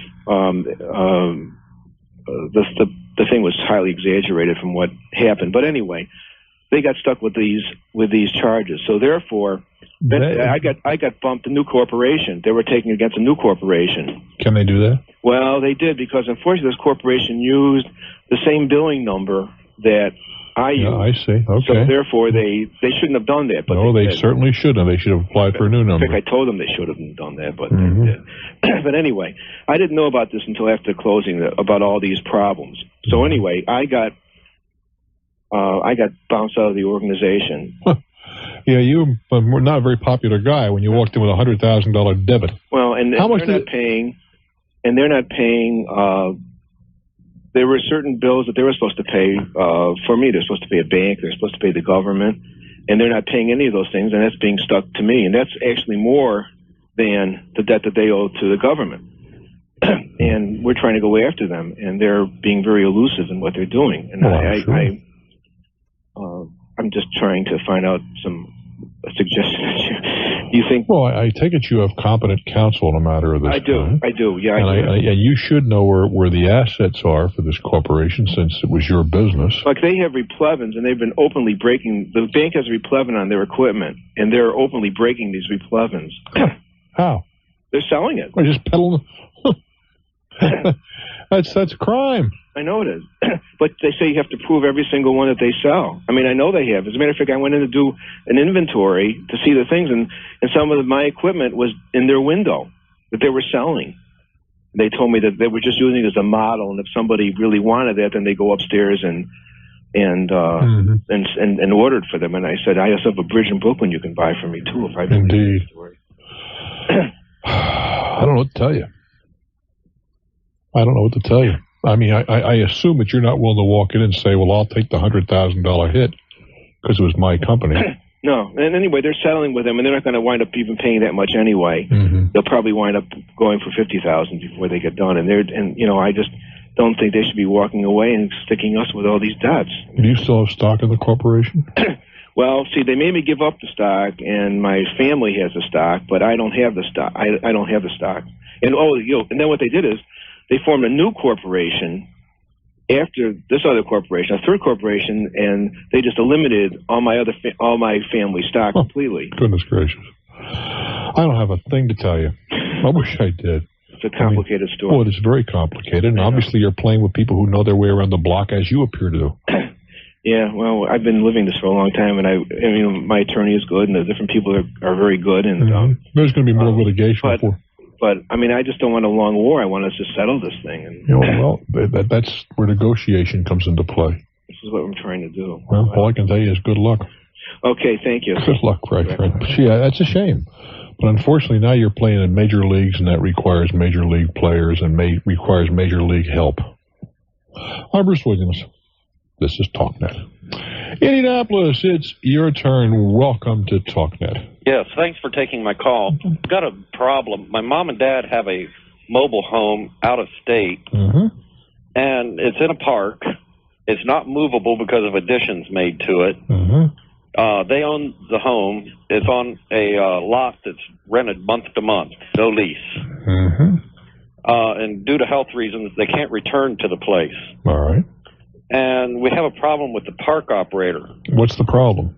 She won't allow real estate people to list it. Oh, she wants to sell it herself, right? Yeah. And she wants the commission. She says no commission. She just doesn't want real estate signs. Well, you can list it without signs. Well, she doesn't want real estate people, or I don't know what her reasoning is. She just doesn't want real estate involved. Well, can she sell it? No, that's the problem. She doesn't, to my knowledge, appear to be promoting it, like running ads or anything. She feels compelled when she does show it to point out all the deficiencies, which I admit there are deficiencies. But instead of, letting the person look around and then ask questions, Oh, yeah, look around the back. This is rotted. Yeah, I get the picture. Why does she operate? Is this a big or a little park? Small. It's just not to her advantage to do all this stuff. But she's got you between a very, very sharp rock and a hard spot. Yeah, because if you rock the boat too much on a month-to-month, you're out. That's exactly so, and you'll have to get rid of the additions and move it out of there. Well, then it's virtually worth nothing. When it's because lots are at a premium. How much is she asking? How much is she asking for this? 18. In that area. And she definitely will not allow it to be shown by a broker. Right. How does she stop that? I mean, forget about the sign. She can control that. But, I mean, condominiums, you seldom can put up a sign either. It doesn't prevent people from listing and selling properties with condominiums. Just the smell of a real estate person, she'll send you packing. Have you gone to see her? No. Why don't you do that? That's an option. No, it's about the only realistic option. Right. And you go together. How far away? You're in Indianapolis. Where is this stuff? Florida. Well, get what I mean. They have planes going back and forth every day. Right. I would bop down to Florida and talk to this woman and say, look, you tell me what the solution to this problem is. Now, how can we work this out amicably? Yeah. Well, her reasoning for pointing out the deficiencies is she has to live with the people that move in from now until, they leave. Yeah. In a way, I can see her point, but so why don't you correct the deficiencies? Cash flow problem at the minute, we're talking retired people, I didn't say your parents, I said you. I definitely don't have the cash. Well, the alternative to that is to say, look, ordinarily we would get, pick a number, $21,000 for this, but we're going to knock off $3,000 so you'll have the money to repair these things. Yeah. Price is not the big issue. It's just the way it's being promoted. We just don't seem to be getting any exposure. Well, I'm sure you're not. And what exposure we're getting, I think, is being run off. I would go down and talk to her. Sometimes money talks, too. Yeah. My other idea is maybe to send somebody in the area in the back door and see what really is going on. Well, you can do that, but what is that? Let's assume that she's really putting the rap to the place. What have you accomplished? Confront her, but then... What have you accomplished? My question stands. Confront her, but then you're... My question stands. What have you accomplished? To find out what's really going on. Well, but what have you accomplished? Telling me. Okay. But if you add it all up, you're talking about not enough money to get an ulcer over. Okay. That's what it comes down to. Okay. So I just eat it. So whatever I can negotiate with, whatever they're willing to do, I grab it and go. Grab it and go. Yeah. Now, the other side of that, as I said, though, is there's no point in staying there. How much of a delay would it be? Let's assume that for the sake of discussion, we got the thing on the foundation. Mm-hmm. How long does it take from that moment on to put these other accoutrements in, i.e. the septic, the well, the rest of it? Well, 2 weeks with that, and the VA being the way they are with their inspection process. That's all 2 weeks? 2 to 3 weeks. It's not even enough. Okay, if it's only that short period of time, in the long scheme of things, if it was a longer period of time, as I mentioned, there's no reason why you... Well, that's from the delivery of the mobile home. Yeah. 3 weeks close of escrow. No, I don't know about close of escrow. I want to know about the other junk that has to be done. Oh, okay. That's. You can get it done in a couple of weeks. Yeah, a couple. Then I wouldn't even worry about it. If it was a longer period of time, I'd say do it the way I described with the plates. Right. You can move a huge load across relatively you spread fragile areas by just like a woman's heel or high heel puts tons of pressure on. Okay. Because her few pounds is concentrated on a very tiny area. So basically, because that's what the attorney said, and rather than have him negotiate all this at $100 an hour. Well, you'd be behind the 8 ball. Right. He says, negotiate the best deal I can, and then just go through with it. And forget about it. Absolutely. Okay, and that's basically, your idea. Well, he and I are together. Okay, well then, that's what I needed, and thanks a lot. I do wish you well. You do a great job. Thank you so much. Thank you. Tomorrow between noon and 5:30. That's right, 17 October. I don't know why that date sticks out over my mind. Something going on 17 October, and something happened in my life. Anyway, between noon and 5:30, we'll be here in the studios. That's Eastern Time, taking your calls off the air. Lay them down on tape. Gives me a chance to do a little traveling, and this week I will be traveling to Detroit, Michigan. Yes, I will. We'll be in the Fairlane Manor. I think that's outside of Detroit, if I'm not mistaken. It's not in Detroit, one of the suburbs.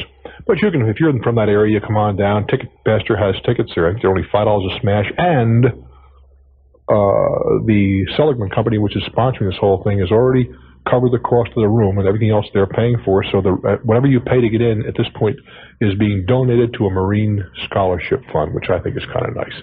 So looking forward to seeing my friends in Detroit. So tomorrow, noon to 5:30, you and I have a date. I do hope you give me a shout at 800-TALKNET. Yeah, this is Bruce Williams, and of course this is Talknet.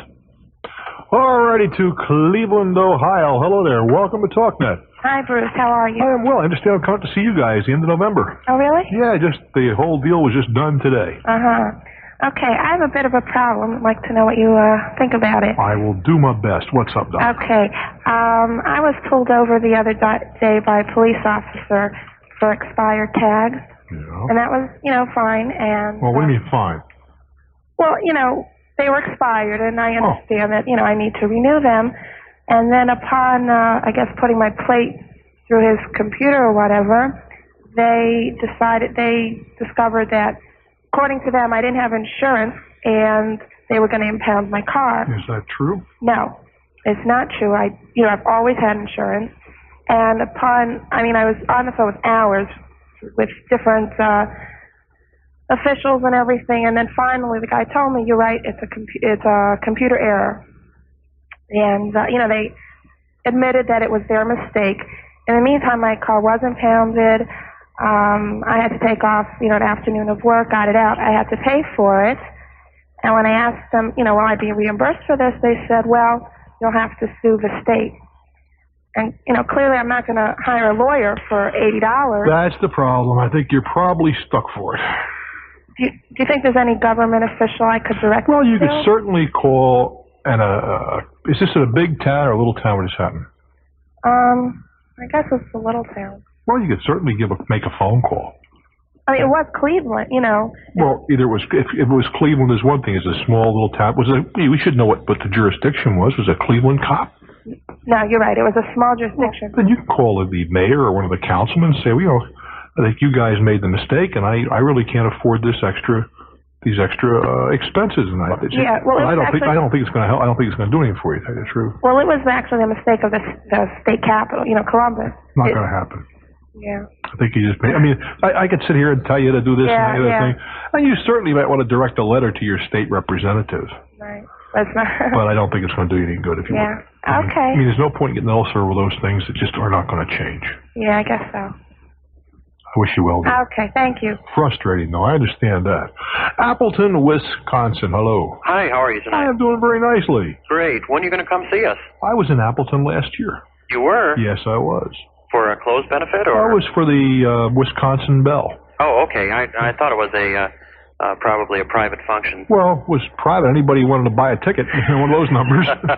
It was aimed basically at the business community. I see. What's on your mind? Well, I own a couple of gourmet coffee shops, and I just signed a lease with the county government to put a coffee shop here at the airport. Mm-hmm.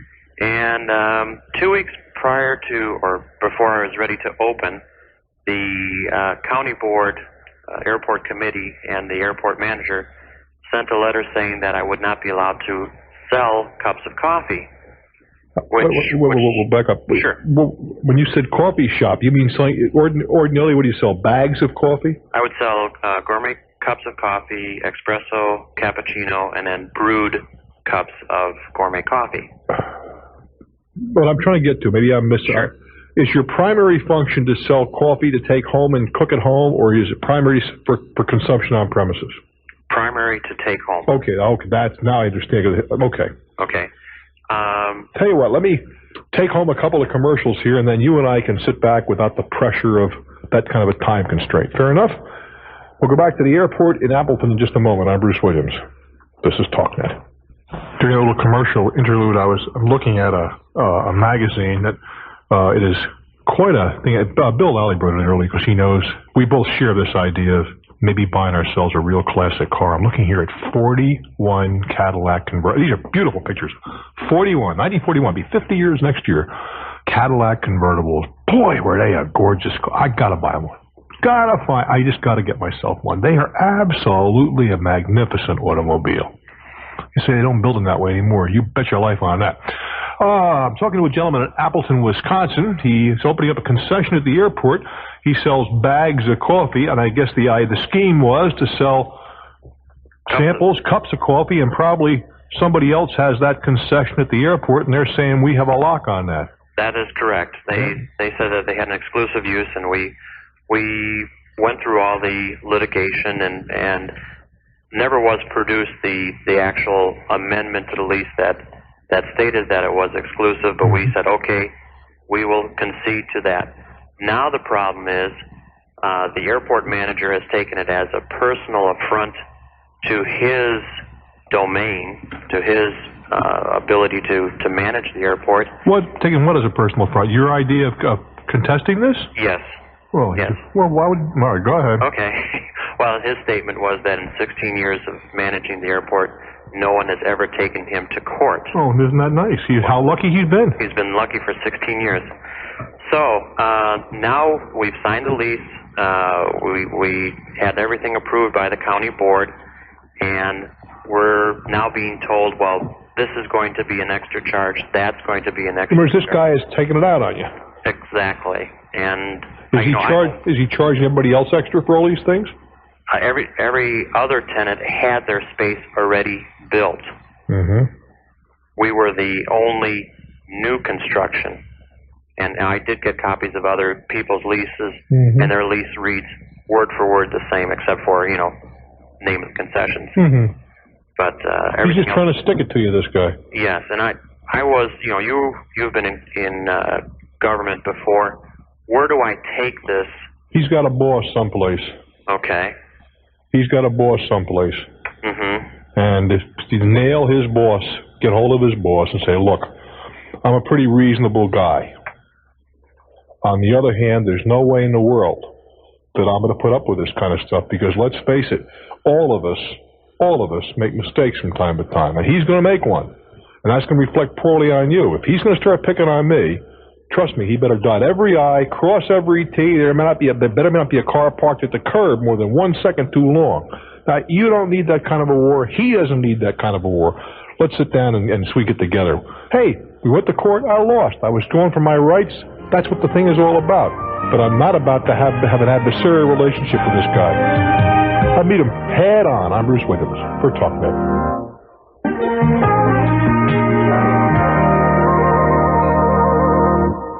Remember, tomorrow, between noon and 5:30, that's Eastern Time, you and I have a date, taking your calls off the air, laying them down on tape or broadcast at a future date. And I will tell you, it's a tad easier getting through on those recording days for the obvious reason. And we don't put any commercials in at the time, so we bop right along. So you get busy, don't you be discouraged. And I will share this with you. In the middle of the show is where it's the easiest to get through, say between 1 and 3:30 Eastern Time. Usually pretty busy all the time, but those are the lightest hours. So give us a shot. Silver Spring, Maryland, it's your turn. What's on your mind? Thank you, Bruce. I'm going to be taking a trip to London, England. Yeah? Early November. Okay. And to supplement, or I guess to lower my expense, I was considering offering myself out as a courier. To courier to whom, for what? Well, I mean, the cocaine trade is very hazardous business. Right. My completely legal. I would. In fact, the radio station we listen to Talknet on has a thing called a couple hours each Saturday in which you can call up and say, "This to sell, or this I want to buy." Yeah. I would see if they would let me advertise. Well, I don't want to bust your bubble, but I think that you have a tough time with London. I mean, there's just too many people dropping back and forth. I mean, it's a commuter run. Right. I mean, just to the airport that I fly out of has 2 or 3 trips, wide bodies a day going to London. It's just not a big deal. I know what you're talking about. You see ads in papers and whatever. American businessman going here and there will execute commissions and that sort of thing. But that, I think what you've also been titillated about with these companies, and they do have them, where they have packages they want to send, and so you're only allowed carry-on, and all of your luggage plus an extra goes into the belly of the beast. But those things you can't set up yourself ordinarily. How much you go to London pretty cheap anyway? About what, $300? I did find one airline that had the lowest cheapest I found was about $350, $380. My goodness, it's costing me more than that to go to Cleveland. True. Serious? Yeah, it was a lot cheaper to go to London than say the West Coast from. Tell you, I went to Memphis here about 2 weeks ago. It cost me $900, and you're going to London for $300. I don't think that you're going to find anybody. I don't want to pop your bubble, but I wouldn't spend a lot of time trying to locate. I just don't think it's going to happen. Right. I knew by the time I figured out any sort of insurance just to protect myself, I probably would have spent that money. No, it's more. There's just too much. It's too many ways you can get there too cheap. Okay. Thanks very much. Hey, Joe, what are you going? Just going for fun, right? Yes, absolutely. I promised myself once I graduated I was going to London. Well, it's terrific. Where are you going to go? Where are you staying? I will stay with a friend near Oxford who's with the American Air Force. Okay, that's cheap. We can stay with a friend. Right. You'll have a good time. You do all the time. How long are you going to be there? I'm planning 7 to 10 days. Just a quick trip and come back and hopefully have a job. Enjoy it. You do the Tower of London and Big Ben and the rest of it. You'll have a good time. Thanks very much. Take care, pal. Bye-bye. I'm Bruce Williams. Stick around. This is Talknet. To Gainesville, Florida. Hello there. Hello, Bruce. How you doing, Tiger? Pretty good, pretty good. I enjoy the program. Thank you. I listen there every evening. What's happening? Bruce, I've got a landlord-tenant problem. Rented an apartment. The deposit on the apartment was $400.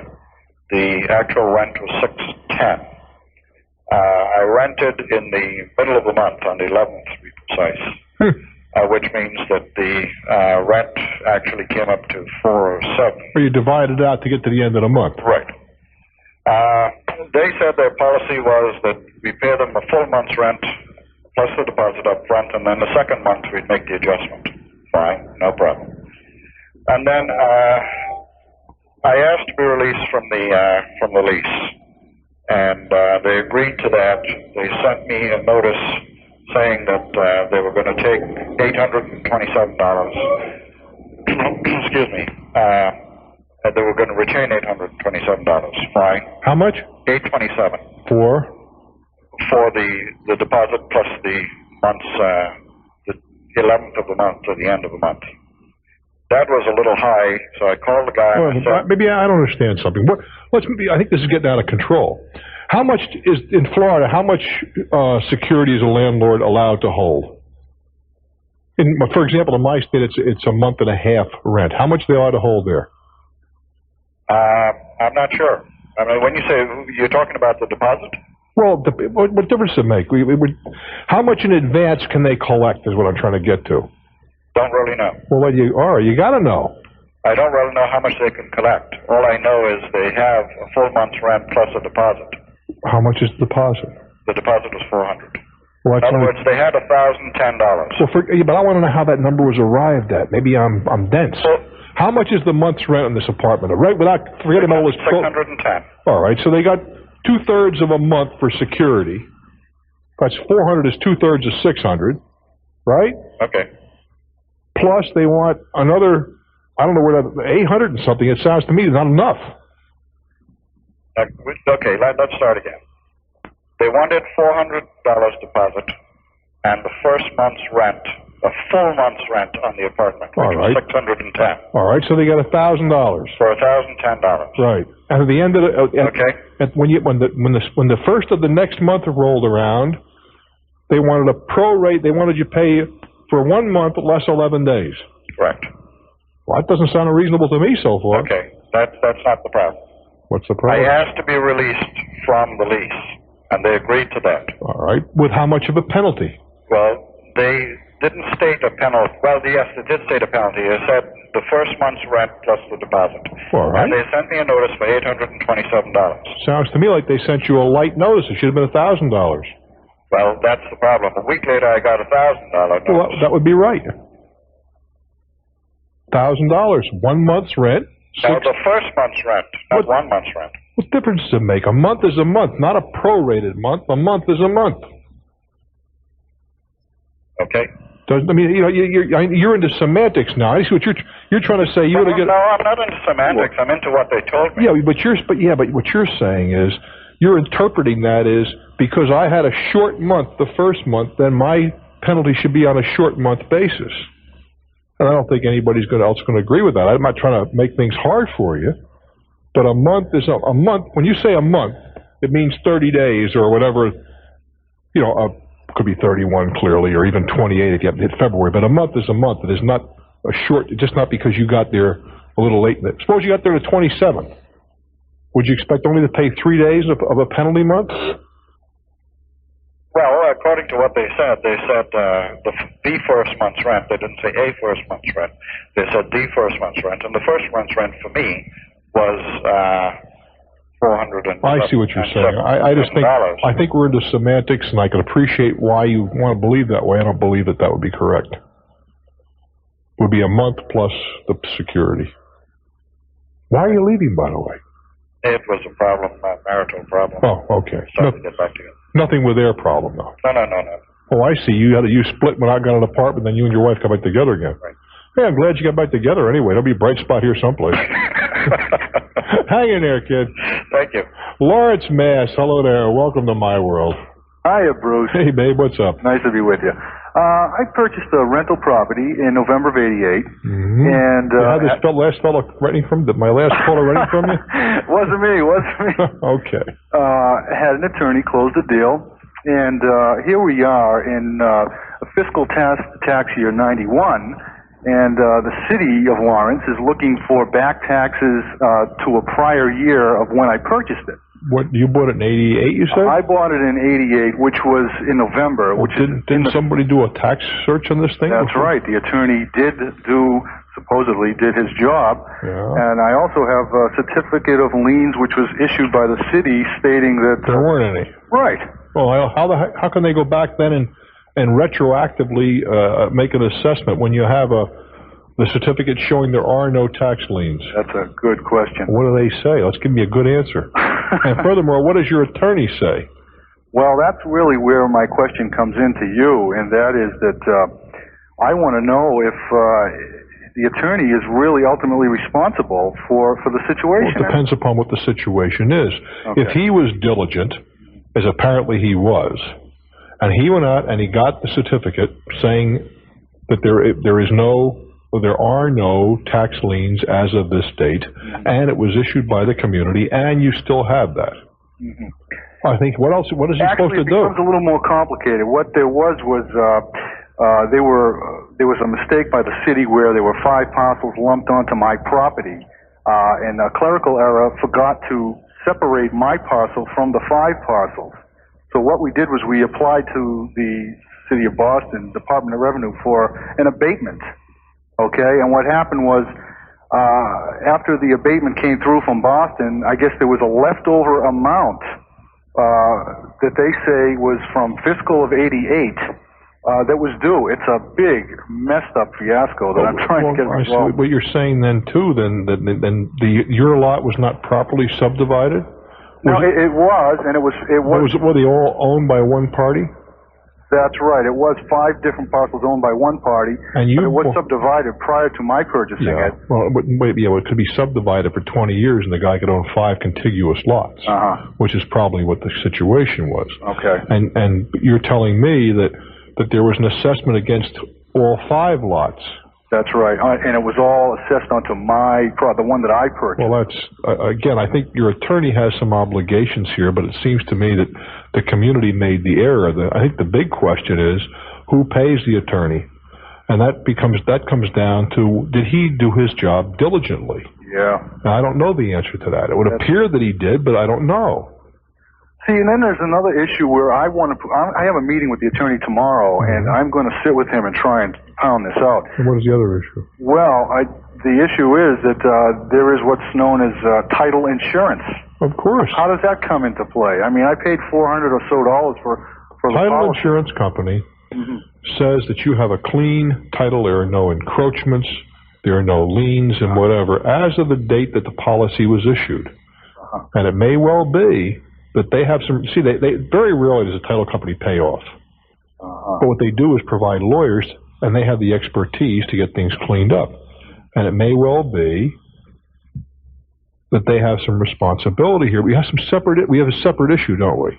Yeah. It seems to me the issue is, and I think you guys are going to prevail, is that the city said, hey, during a search, here is a document that says there are no liens and assessments.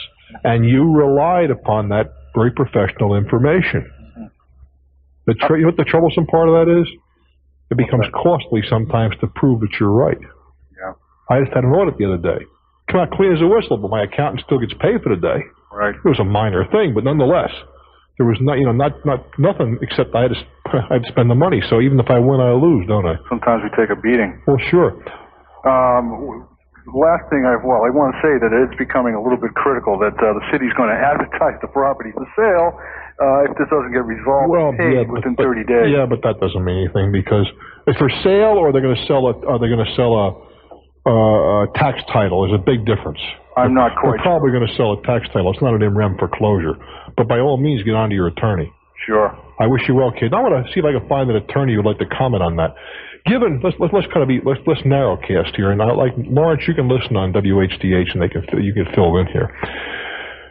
Given the fact that a tax search was made, and given the fact that the community issued a certificate saying there are no liens as of this date, is there a responsibility on the part of the taxpayer to pay back taxes when he relied upon that tax search? If you're an attorney, I'd love to hear from you. The number is 212-245-6040, 212-245-6040. We'll take a little time out. When you get back, I do hope I have an attorney on the horn. And by the way, let me remind you, tomorrow, noon to 5:30, we're here taking your calls off the air.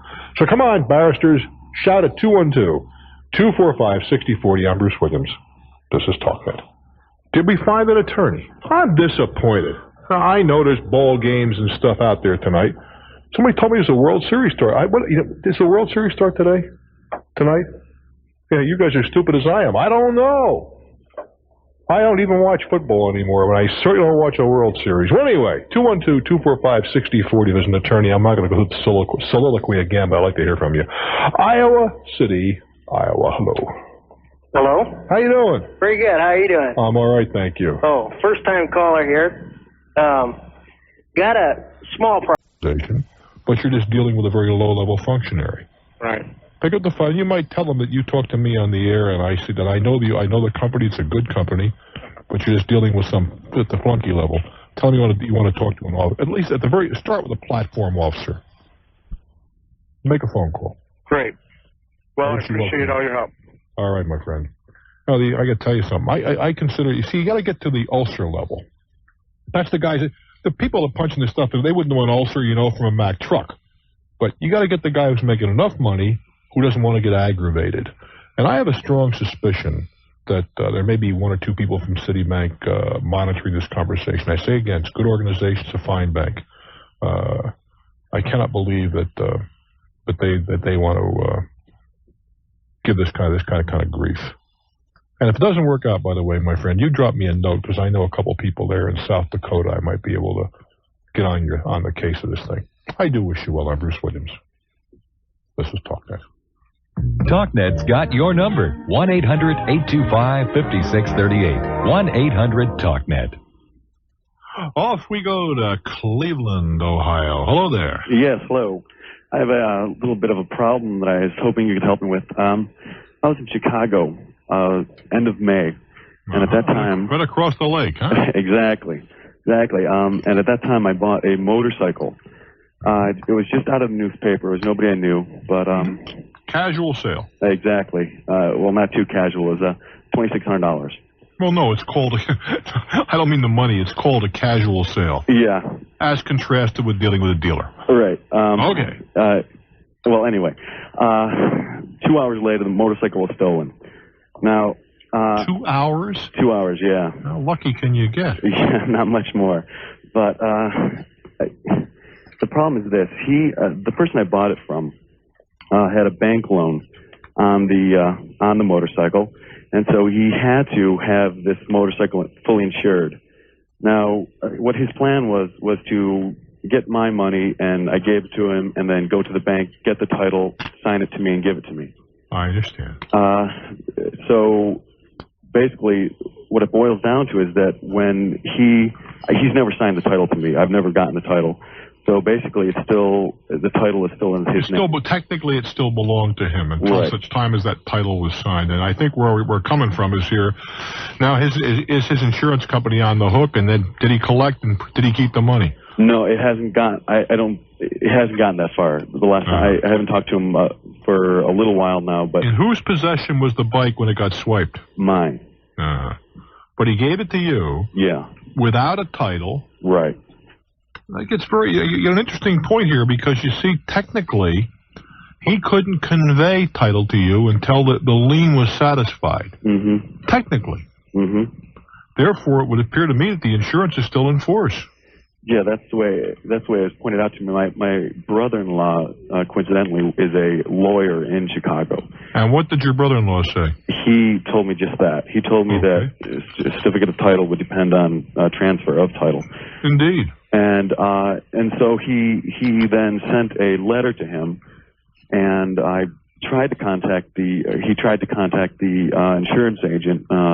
Not very successfully, but he tried. Well, what do you mean? The insurance agents, they aren't scurrying around. They were easy to find. Well, he talked to him, but all the insurance agent could say, he didn't want to communicate directly with my brother-in-law. He just kind of said, have the guy refer back to us, or have his client call, of course. Yeah, exactly. So what's the guy doing? He's just kind of dragging his feet. Why? Why is he? Well, that's what I can't understand, because I haggled him down from his price, and I think I got the motorcycle for less than blue value or blue book value. That has nothing whatever to do with anything. Well, you see that it does, because he would probably get blue book value from the insurance agent, and so he'd stand to make a couple $100 if he'd just go ahead with it. That may or may not be the case, but the point is that he doesn't really have to cooperate with you. Right. As a practical matter, he's got his money. Exactly. And you may have to use your brother-in-law to force him, because we get an interesting situation here.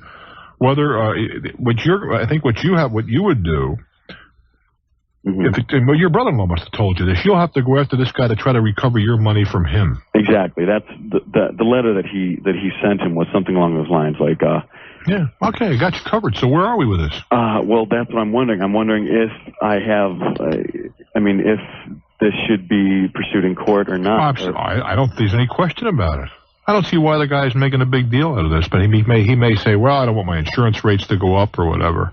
Right. How did the bike get stolen so quick? What did you do? Leave it somewhere and just disappear, or what? Well, I just drove it back to my hotel room, and I came out 20 minutes later. 30 minutes later, it's gone. How can you drive? And on whose plates did you drive it on? There are no plates on it. You drove it without plates? Yeah. That's kind of illegal too, isn't it? Yeah, it's kind of illegal. And it probably wasn't very wise not having. It wasn't very wise. It was stupid. Well, what I was planning on doing was trucking it back to Cleveland. Yeah, but that isn't that's another. I'm not going to tell you I haven't done the same thing and probably a whole lot worse. You're fortunate that you have your brother-in-law who can act as your attorney, probably won't charge anything. I think technically the bike still belonged to this guy, and technically the insurance company's on the hook, but you have to go after him. I'm Bruce Williams. This is Talknet.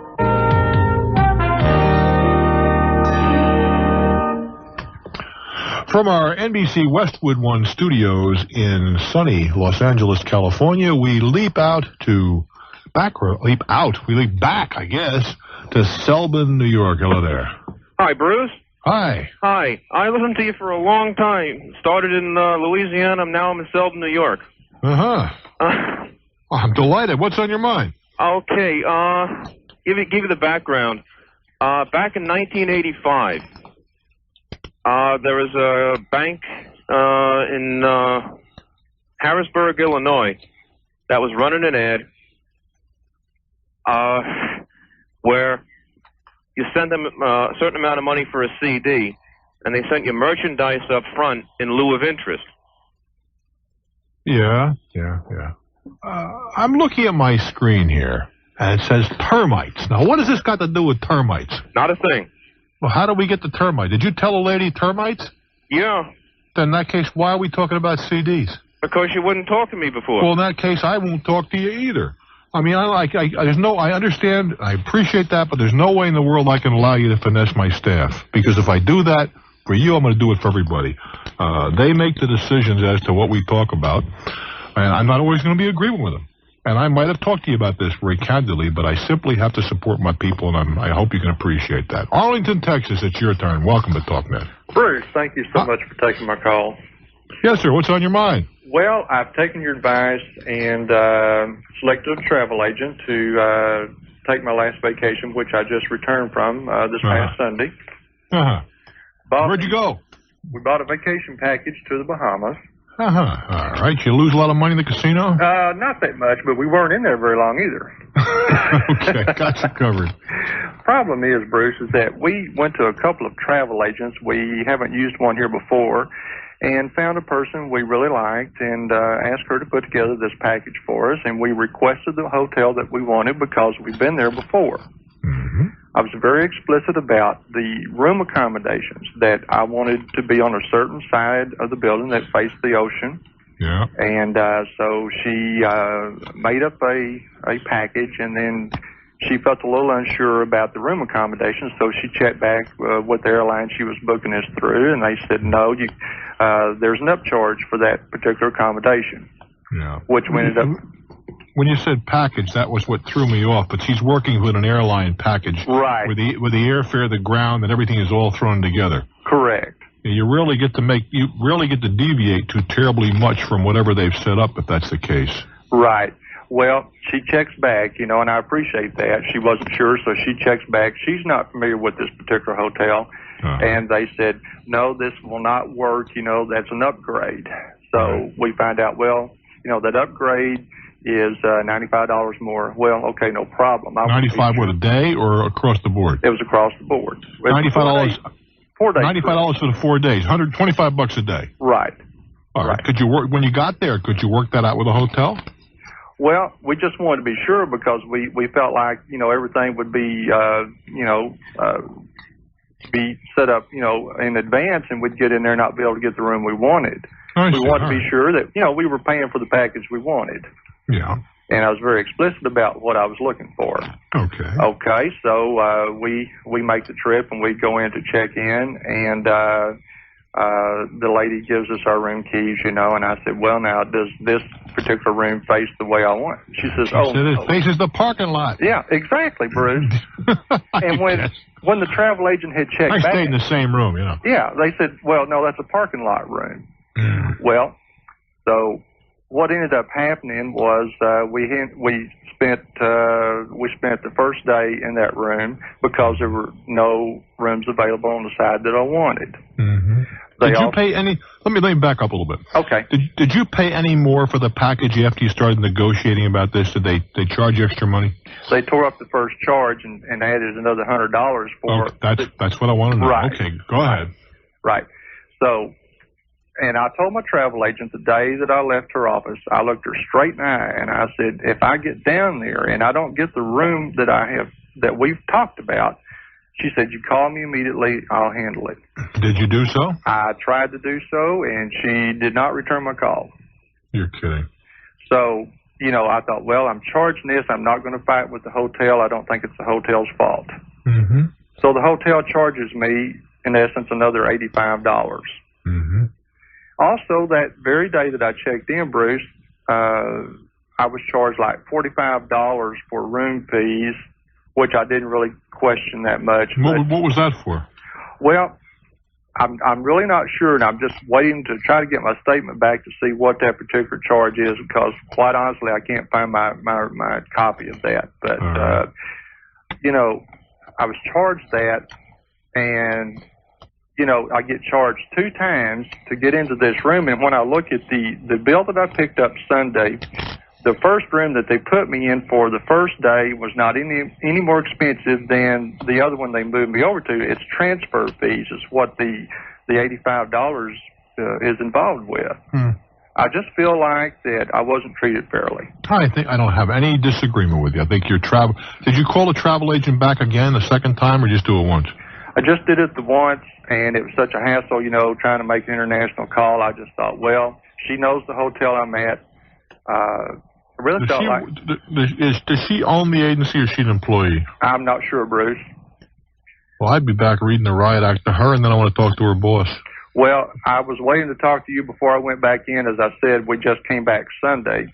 I think clearly that they didn't do the job that they're paid to do. I recommend travel agents, and this is one of the reasons, so that if there's a problem, you know who you're dealing with, because it's somebody local. It's not somebody on a computer someplace.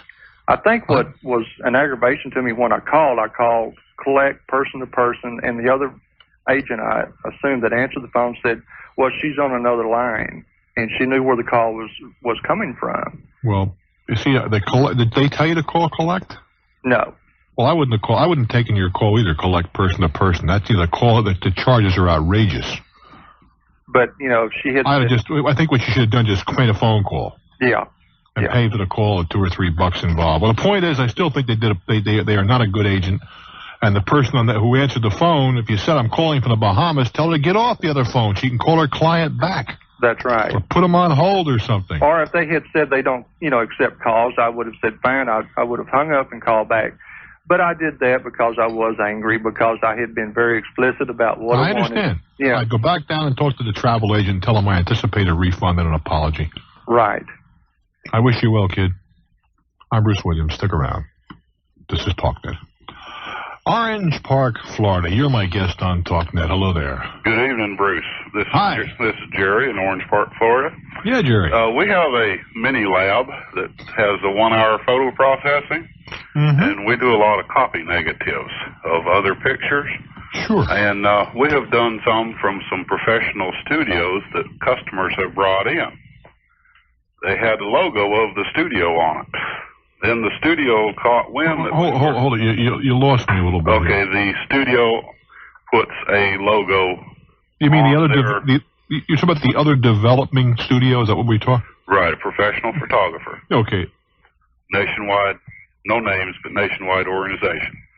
Okay, they have their logo that they put on the corner of their pictures. Yeah. They sent us a nasty letter stating that we were taking and reproducing their copyrighted material. Now, wait a minute. Let me back up again. I walk in and I have a roll of film. Okay, no. And hold it. Wait a minute.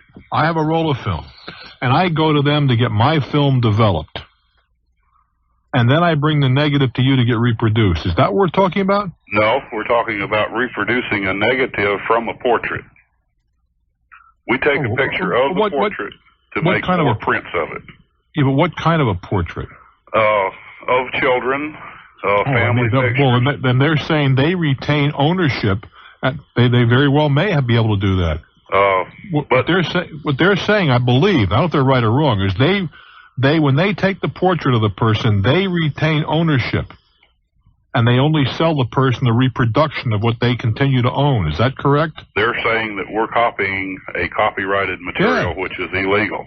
I think they're probably right. This is my question. Are they sending each picture, a copy of each picture, and getting a copyright on the picture, or are they saying they have that we're reproducing their logo, which has got the small C, which shows that it's a copyright symbol?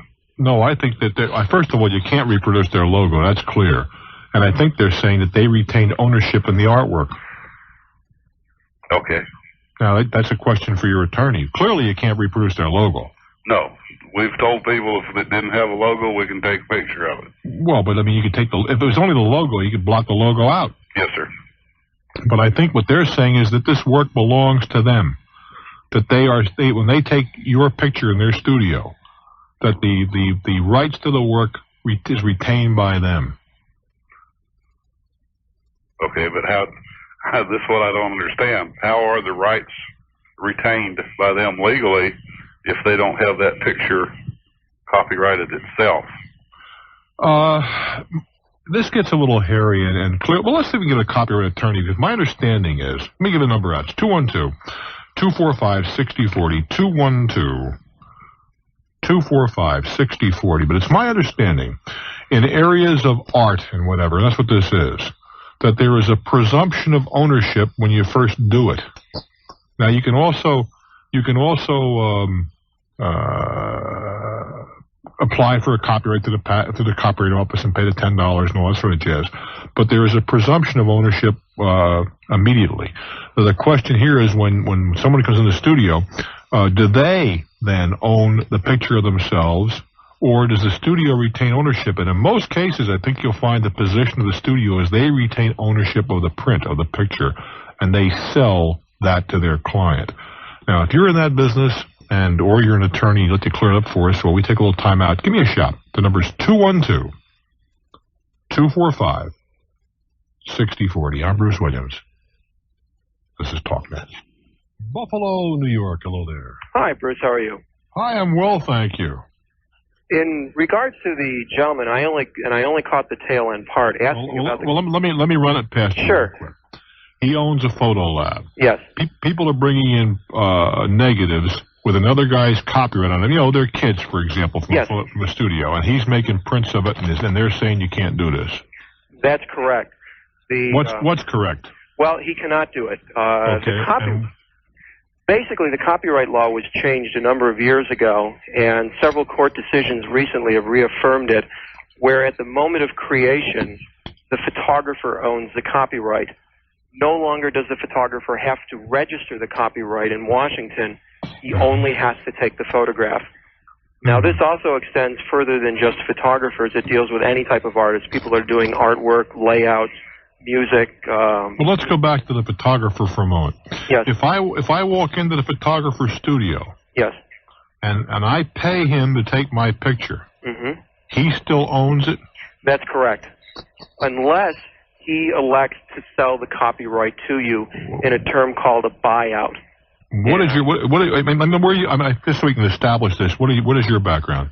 I'm a commercial photographer. I've been a commercial photographer for 15 years, and I'm president of a local chapter of the American Society of Magazine Photographers. Okay, I'm just curious.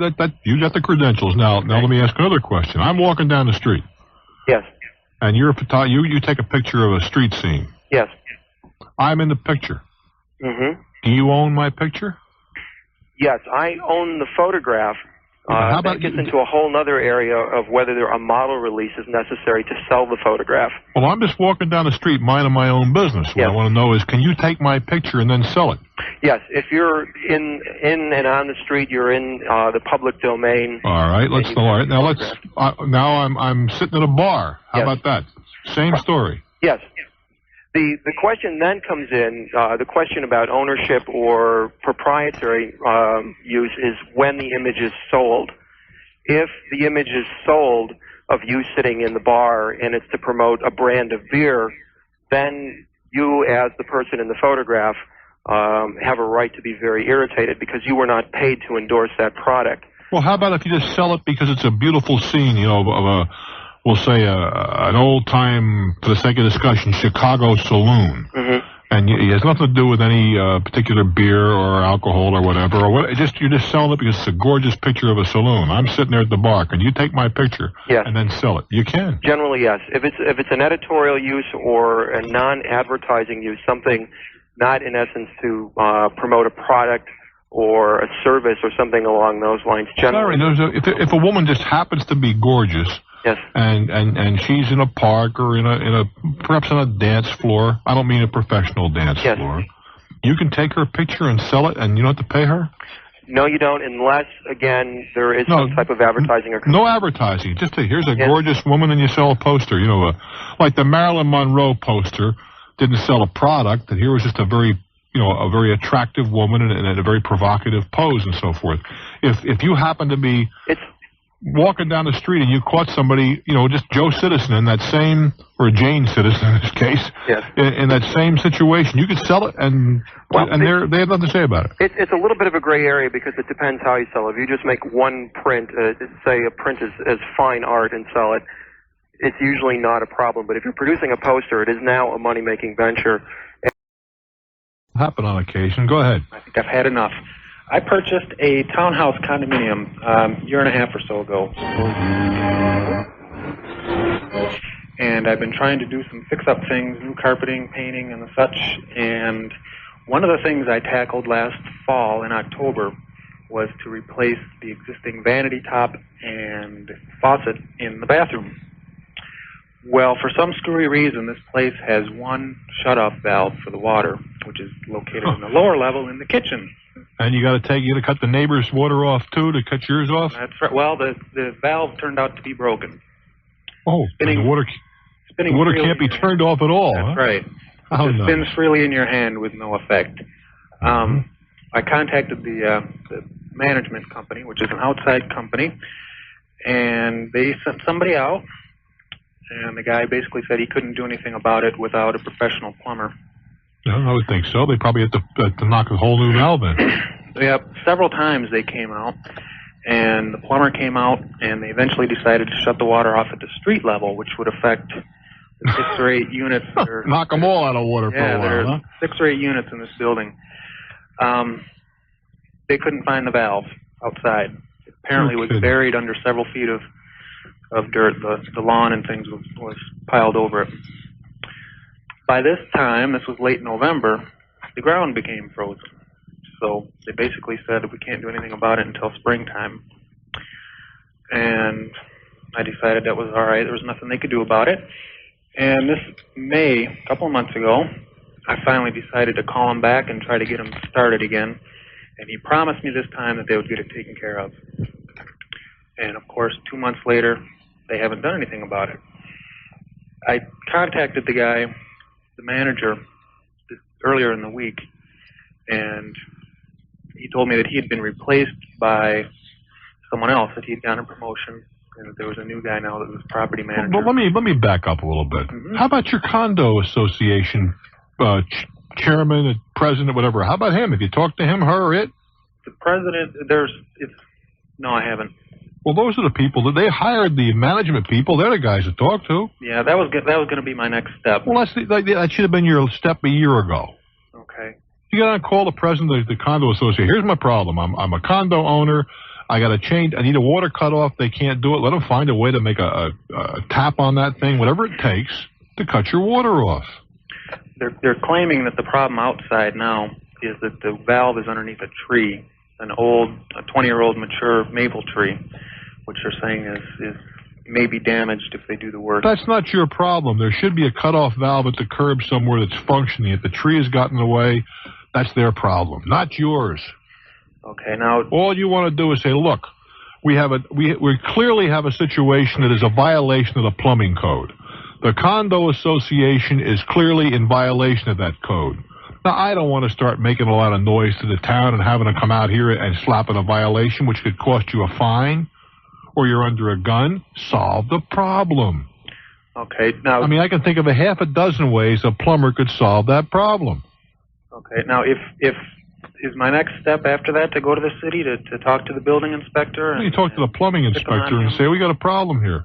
And how about also the water department ought to have a valve at the curb that they can get at, and that's their responsibility to have that valve so it can be accessed. Yeah. Either way, I mean, you're right. You're being a nice guy, and being a nice guy is all very well, but you're getting walked on. They're playing doormat. The condo association would be the first place I'd go if they don't solve it in a rush. In a couple of heartbeats, then I'd make a complaint to the city. I'm Bruce Williams. Stick around. This is Talknet. A friend is as close as your phone. 1-800-TALKNET. We're doing our thing from Los Angeles, California. The reason we were out today with Gary and Dana, really nice folks from the home show. We did a live segment today and a couple of extra tape segments for tomorrow and Thursday. So like you look at the old man, and the home show is carried in your part of the world on ABC television. You might want to look quick because it's a blink of an eye. You know, it's about a 5 or 6 minute bit. But if you'd like to see it tomorrow and Thursday on the home show, Felton, California. Hello there. Hi. Hi. I've got a pickup truck that's about 5 years old. Yeah. Do you have a bow and arrow and a gun rack in the back window? No, I'm afraid I'm not one of those. Son of a gun. The paint is peeling off. It's not peeling off. I guess it's kind of flaking off. I've been dealing through the dealership, and the owner, the service manager, and a representative of the body shop have all acknowledged that there was a problem with a couple of colors of paint on these trucks. 5 years ago. Yeah, 5 years ago. Mm-hmm. I didn't do anything about it originally because it wasn't too bad and I knew it was out of warranty, but I finally, dealing through the dealership, was able to get the factory representative to look at the truck, and she acknowledged that there was a problem and agreed to cover 40% of the $2,100 estimate that the dealer gave for stripping the paint off and repainting it. Mm-hmm. My question to you is, do you think that is an equitable settlement? You know, I would think that's pretty reasonable because you've had 5 years of you got a 5-year-old paint job if the thing was in great shape. Mm-hmm. And a 5-year-old paint job through ordinary wear and tear has got to have some little nicks and dings, and it's going to have a certain amount of, I was going to say fading, but that's not the word I'm looking for, just by nature of being exposed to the elements for the last 60 months. Yeah. Put another way, you're assuming now, we're making an assumption here which may or may not be valid, and that's that the $2,100 figure is a legitimate price for, and that would be one heck of a great paint job for $2,000 bucks. I think the reason it's so expensive is they have to strip all the old paint off, rather than just sand it and repaint. Paint over the top. I understand. Yeah, because otherwise, the paint isn't adhering to the primer properly. Yeah, My concern was that it shouldn't have done that.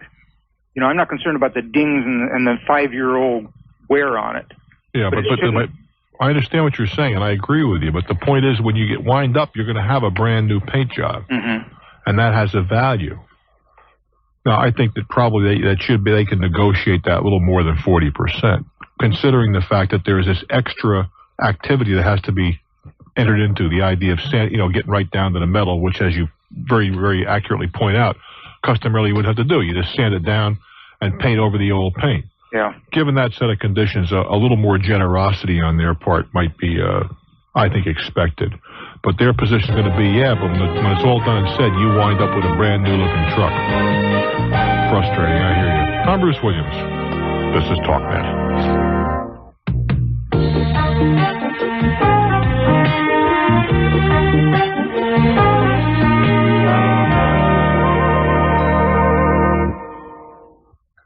Off we go to Dallas, Texas. Hello there. Hello, Mr. Williams. How you doing, sir? I'm well, thank you. That's good. I've been listening to your program for about 4 years, and I really enjoy it. Well, but I have a problem.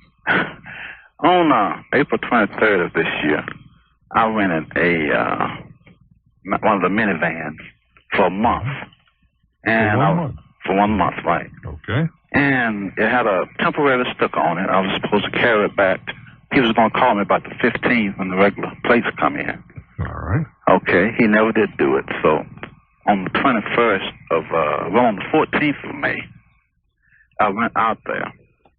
No one was at the rental place, and there was about 2 cars there. You mean this is the daytime? Uh-huh, this is in daytime. And the office is closed up? They closed up. Lovely. Uh-huh. Okay, so I couldn't drive the van anymore because due to a temporary sticker, so so he called me on the 21st of May, the day that it was due, said that they had gone out of business. Is that right? Right. And you got their van? And I had the van. So he told me that he would pick it up the next day. I told him, okay. So he didn't pick it up. So I called him back, and he happened to be there on the 23rd of May. He informed me that he would just have the car dealership to pick it up.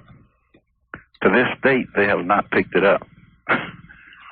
I sent a certified letter on June 27th to the rental company, even though I knew they was out of business. I sent a certified letter, return receipt, explain the situation.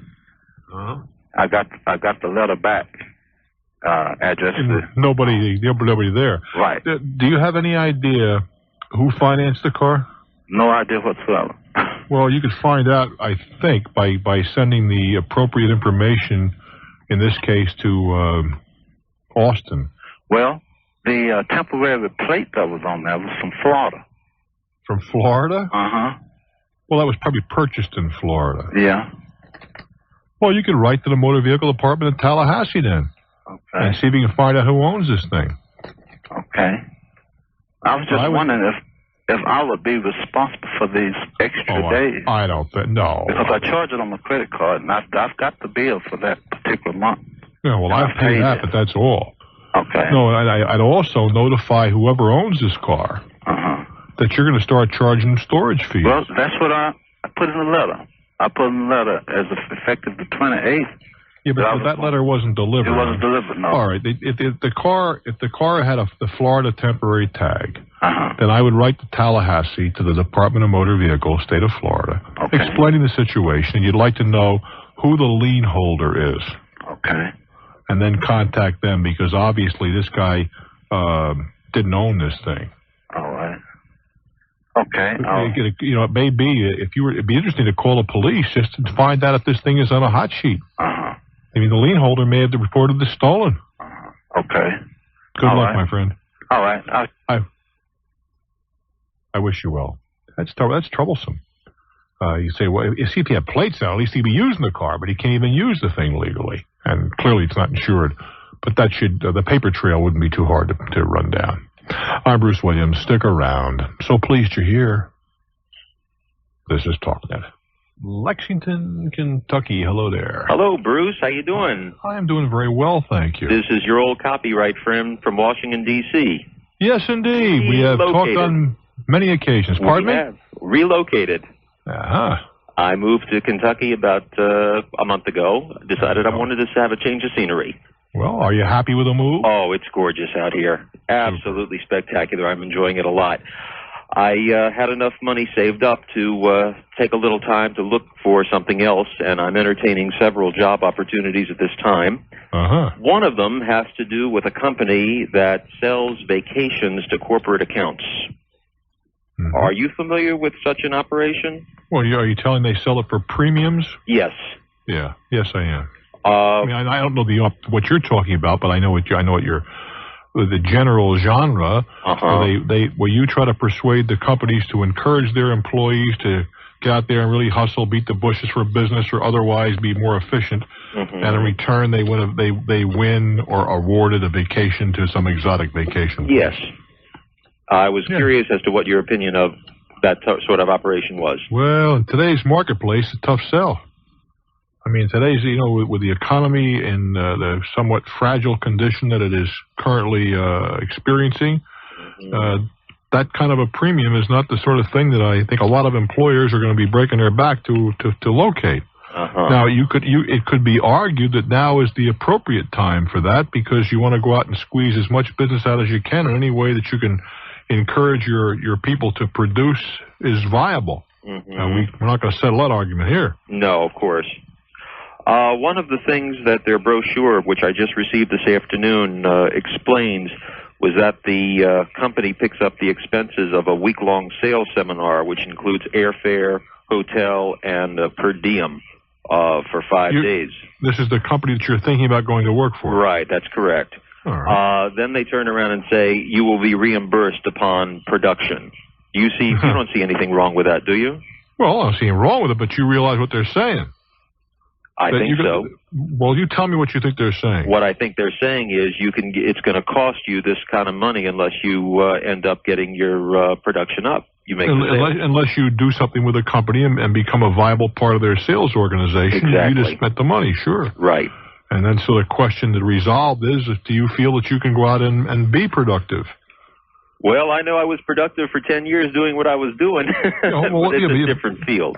Exactly. Yes. And whether the service is a viable commodity is something that remains in some way. The jury's a little out on that, isn't it? Yeah. That we don't know at this time. I just wanted to get an idea of what you thought. Well, it's a crapshoot. Yep. I mean, if it's a real good program. And another question is, how big a territory are we talking about? The entire state. Yeah, because I'd say you need a pretty good-sized piece of turf to sell the kind of product you're talking about here. Yeah. As a matter of fact, what they tell us in the brochure is that it's possible to have more than one state. Oh, I don't think that's far-fetched at all. You keep referring to a brochure. What is this brochure? This is a marketing services brochure from the company itself. It explains their entire operation in detail. Because I'm wondering, would you be working as an employee of this organization? I would be working essentially as an independent sales rep. Ah, well, you didn't say that. You didn't say that. It's not essentially. Either you are or you ain't. If you're an independent sales rep and not an employee, they're just saying that look, we'll throw a lot of stuff against the wall. If some of it sticks, fine, and we'll be very happy to give you training. And if you produce enough business, we'll give it back to you. It's a win for their situation, and they can't lose. Well, it's only one of about half a dozen things that I'm considering at the moment, and I thought I'd run it by you and see what you thought. Well, I think from their point of view, there's absolutely no way they can lose in a deal like this. Clearly, you can lose. I do wish you well. We move now to the home of, or this fellow's former home, Washington, D.C., WRC country. Hello there. Hi, Bruce. How are you? I'm fine, thank you. I'm one of your international, callers, and I appreciate that you took my call. Well, indeed. When you say international, what do you mean? Well, because I'm from another country. And where are you from? I'm originally Afghan. Okay. And I was raised in Europe. Yeah.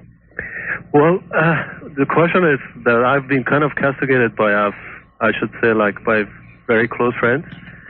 And I purchased 50%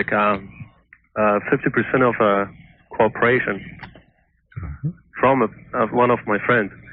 And at the time when I purchased or the transaction took place, they did not tell me they owed back taxes, the company itself. What kind of a company is this? It's like a brokerage. All right. And so I went back to Europe because I had to take care of a business. When I came back, and they kind of told me about all this problem. And so I just my question is to you is that do you think I would be held liable for any of these owed back taxes? Well, what percentage of the company do you own? 50%, basically. Of the stock? Of the stock, And I've not made any kind of... Well, wait a while. Hold on. Okay. What kind of taxes do they owe? Do they owe federal employment taxes that they took out of employees' pay and didn't pay? Exactly, employees. Oh, yeah, you bet your life you can be held for that. If you're a major stockholder. Are you an officer of the corporation?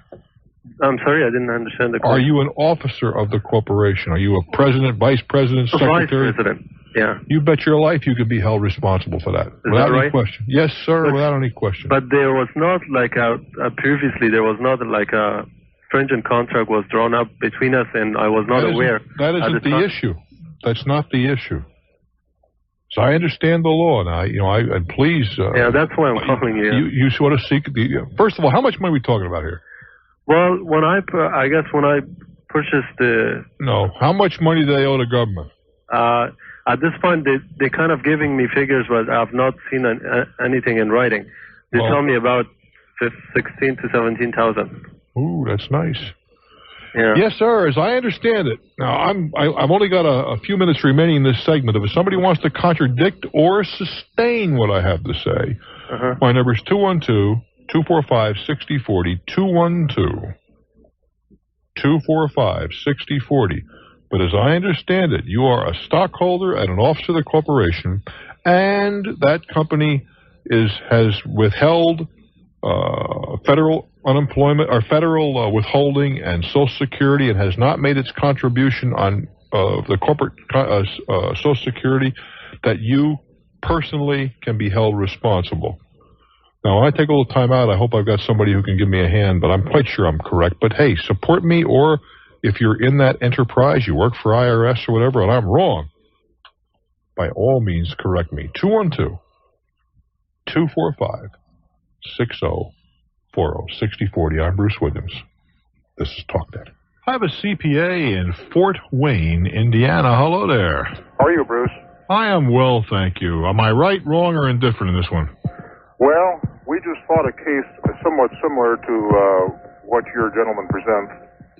And the IRS has to be able to show that this person is responsible for withholding and paying over those taxes. Merely being an officer is not enough.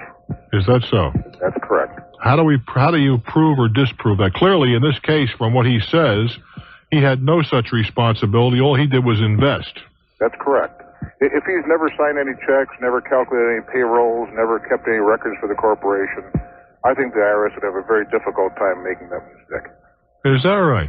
Yes, well, from his point of view, I'm very pleased to hear that. I thought the IRS had a lot of latitude when it came to, not with taxes that the corporation may have, under ordinary circumstances, picked up, but when you start messing with the escrow monies.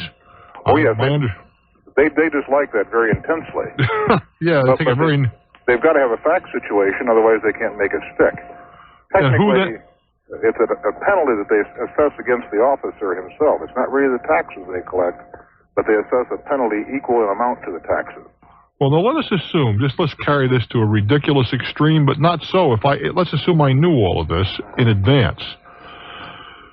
I never saw the wait a minute. We have an employee put on all the bank accounts, so the employee signs the checks. The employee does the calculations, and the employee does all this stuff.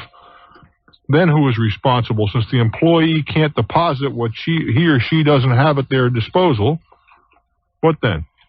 Well, I think your employee is probably in difficulty there.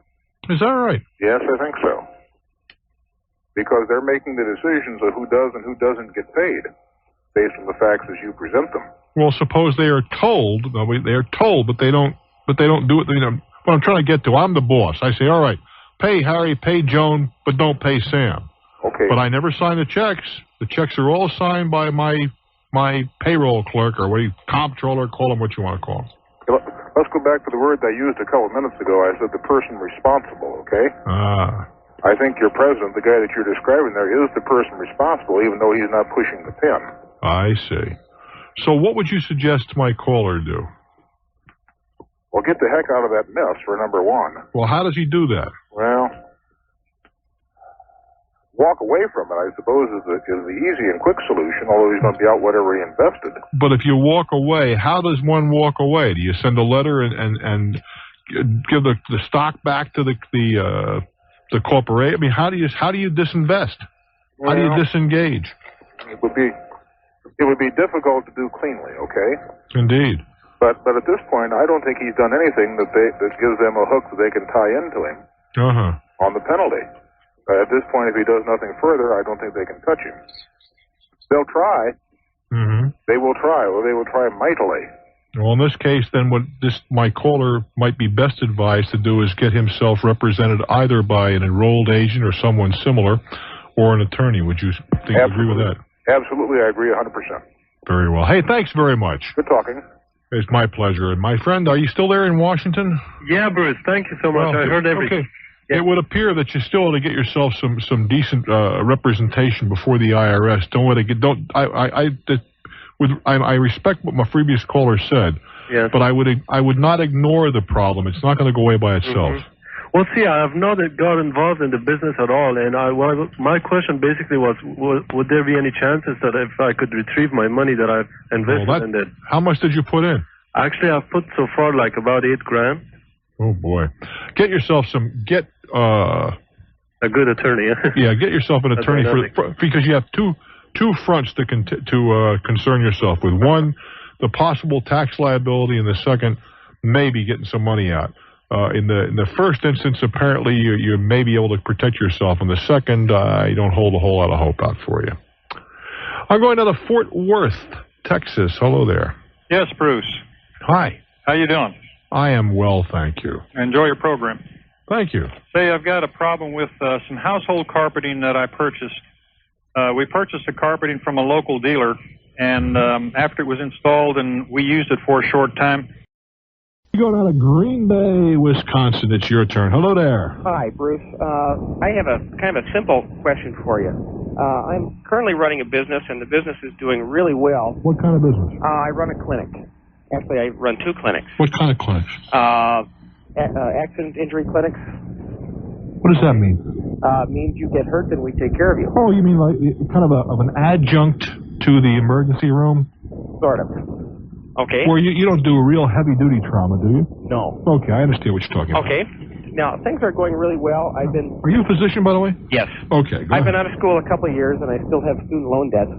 And I'm currently leasing property, and I recently bought a home. But I'm having a hard time coming to grips with how much money I can afford to spend on a new building, and I'm kind of mixed up as whether I'm better off putting my money in an office building or putting my money into a house. Well, hold on. We can't have to separate the two because they're unrelated. Okay. A house, you're buying a living experience and a way of life and a lot of good stuff. When you talk about an office building, you're buying what? You're buying a business. Now, at your age, if you have to make a choice, in my opinion, if you're matured, and I hope you are since you're a physician, the choice is clear. That's right. Right, but I still think there's going to be enough income coming out of that business. Unfortunately, in the area where I am, there's a lot of good lease space available. All right. There's a whole other school of thought of this, by the way, Doctor. Listen, I'm using this in the first person. I'm in the medical business, and I'm not in the real estate business. Therefore, let somebody else, handle real estate, and I'll put my money where it counts in the medical business. That's a philosophy I don't subscribe to, but it's one that certainly exists.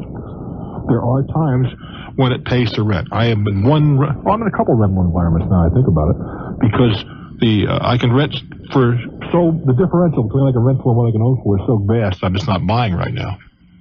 Now, if that's the case where you are, if there's such a glut of office space, you can really cut a very, very sharp deal and they pay.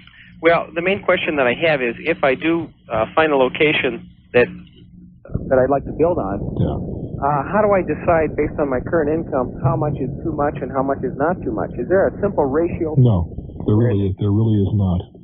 I wish it were possible to do that. I think right now, if you're working a little bit close, because you're telling me you still got student loans or whatever floating around, I can't believe you're swimming in money. Is that true? Well, different people define swimming differently. Well, are you? If you liquidate it right now, are you positive or negative? All positive. How positive? If I liquidate everything now? Yeah, quickly. About 150. In that case, I think you ought to be thinking about your own property because there are certain tax advantages in owning your own property that cannot be discounted at this point. But if it comes to the home or business first, in my judgment, the business has got to prevail. Hello there, Fairbanks. Your turn. Hello. Hello, Bruce, you rascal. I'm calling you from the end of the road. Yeah, a little drafty up there, isn't it? Right. Bruce, first, before we get into this, I want to say that Fairbanks really thoroughly enjoyed your visit, and we sure are looking forward to you coming back. We had a great time, and I'm looking forward to doing it again. But I'll tell you, Not this time of the year. Ooh, how cold is it? Well, it's warm, Bruce. We're in a heat wave. Give me that heat wave. Some of the states down there. Yeah, we're above zero. That's no heat wave. Well, Bruce, I'm calling because I have some questions for you because you're such an avid, you travel so much. Mm-hmm. And as you know, we had a volcano go off up here. Yes, you did. This week. Yes, we did. And it's restricted travel. Airplanes aren't able to come into the state. And why is that? There's so much junk in the air? Yeah, so much ash. And it's, jet engines don't function well through ash clouds. Mm-hmm. And my question to you is, many flights are getting canceled right now, and lots of people are trying to get out to visit relatives. Sure. And of course, I've got an airline ticket for the day after Christmas. And once airline service comes back to a regular, what we call regular up here, they may be saying, people, you can get on the airplane, but no perishables and no pets, kind of a deal, because they got so much freight and mail and everything else that's got to go out when it can. What kind of perishables or pets are you concerned about? Well, the thing I want to know about, since you have Mickey the Mutt there, I wanted to transport a mutt, and what I was wondering is, do airlines at any time give you a voucher of some kind so that if you can travel but have to leave the mutt behind, that you can still ship the pet later without paying a different rate as if it was extra baggage? Not that I'm aware of. Yeah, even though under circumstances like I've just never had act of God or something. I hear what you're saying. I am not aware of it. That doesn't mean it doesn't exist. You got to ask them and see. Right. How big a dog are we talking about? Oh, a pup. 6-week-old pup or something. Well, then why don't you take him as carry-on? As a carry-on? Yes, you have a little kennel and you can put him under a little puppy that size. He'll fit right under your seat. Now, they only allow in most airlines, one animal in first and one animal in coach.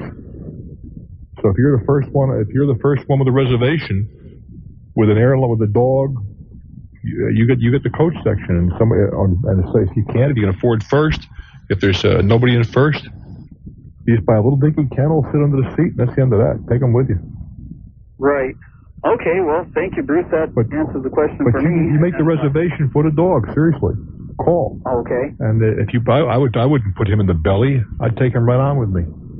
Right on as a carry-on. Yeah, you just put him under the seat. And once you're on the plane, I'm not going to tell you can't cheat and stick them in your lap, because everybody does. Okay, well, I sure appreciate the information. Just with your amount of travel, I thought you might have some kind of idea for me. That's the way I'd go. Have a happy holiday.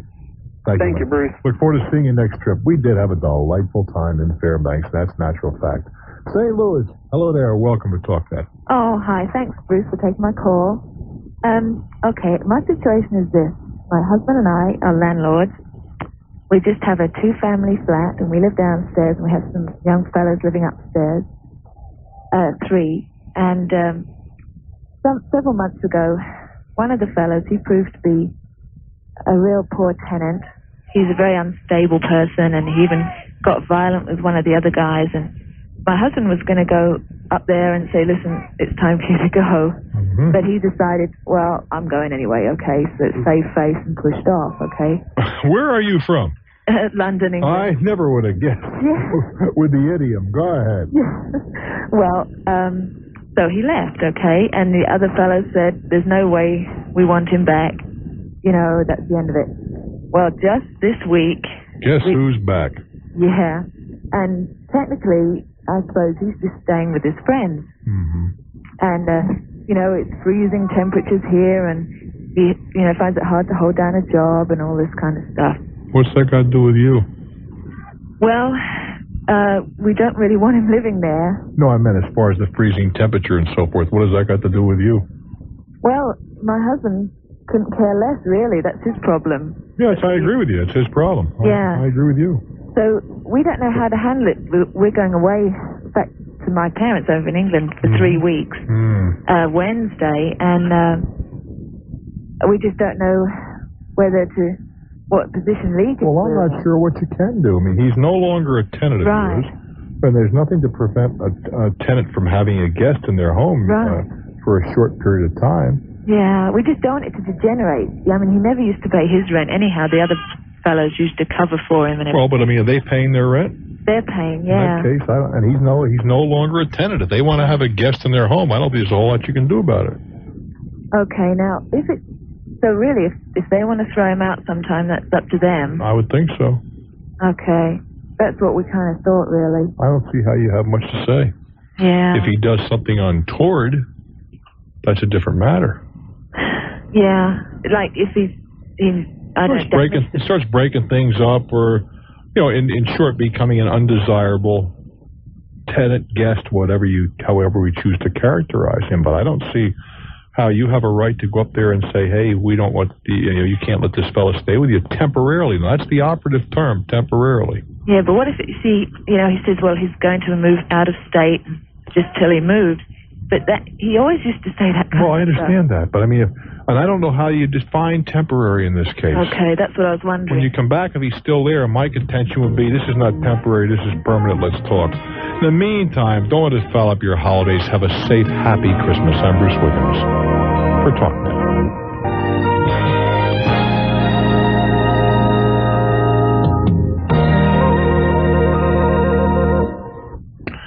Grand Rapids, Michigan. Hello there. Yes, good to talk to you, Bruce. Well, I'm glad you called. What's up, Doc? I'd like to know the pros and the cons in borrowing money from a family member for a home versus borrowing from a bank.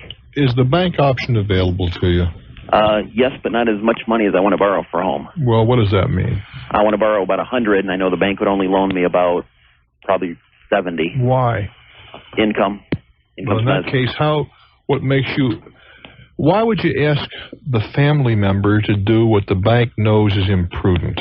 The family member came to me and offered it. That isn't the issue.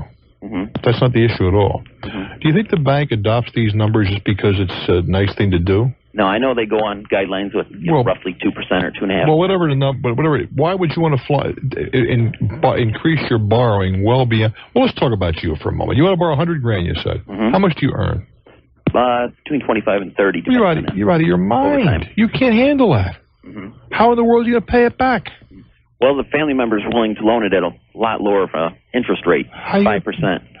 How are you going to pay it back? Same story. How are you going to pay it back? Well, the lower interest rate would help out. It would help, but you're still way over your head. Where if I figure if I borrow from a bank at the 10% or 10.5%, whatever it is, I would be paying a lot more towards the interest each month. You're absolutely right, but you couldn't afford either one. Mm-hmm. Look at it this way. If you borrow $100,000, the interest can be $5,000 a year. Mm-hmm. I don't have an amortization schedule in front of me to figure this thing out. Okay. But I can tell you right now that you're going to be way over your head. Okay. If I borrowed lesser amounts, say I only borrowed 70 or something, can you tell me any tax advantage, pros and cons I might have there? No, there are no tax advantages. Would I still be able to get tax advantages even though it's borrowing from a family member? Doesn't matter, but they have to declare the interest as income. Okay. But the point is, who's the family member? Grandparents. All right. How old are you? 25. Don't you think you're married? No. Why are you buying a $100,000 house? Well, I'm getting married. Going to be married soon. Don't you think at 25 or whatever your age is, that it would be? Is there something to be said for standing on your own 2 feet? Mm-hmm. Yes. Now, if you said to me, look, Bruce, I need some help with a down payment. Mm-hmm. I can identify with that because of today's high cost of real estate. I have no problem with that, really. Mm-hmm. With parents, grandparents who have the money helping their respective children or grandchildren out on a clearly business-like basis. Your grandparents do you no service by getting you in so far over your head you're never going to climb out. That makes no sense at all. On balance, if you're able to borrow it from a outside party, you'd be better off. Now let me ask this of you: do your grandparents have any other grandchildren? Yes, they do. What's going to happen if something happens to them? They've already loaned to them, and it seems to be working out okay. They have. Okay. Yeah. One reason I ask, they're sitting there and somebody dies, and all of a sudden there's this outstanding loan, and how come you're the beneficiary of their generosity? Pay it off, that kind of stuff. Yeah, that discussion comes up a lot. Well, I'm sure it does. Understandably so. And there is some tension in the family because of that situation already. Also understandably so.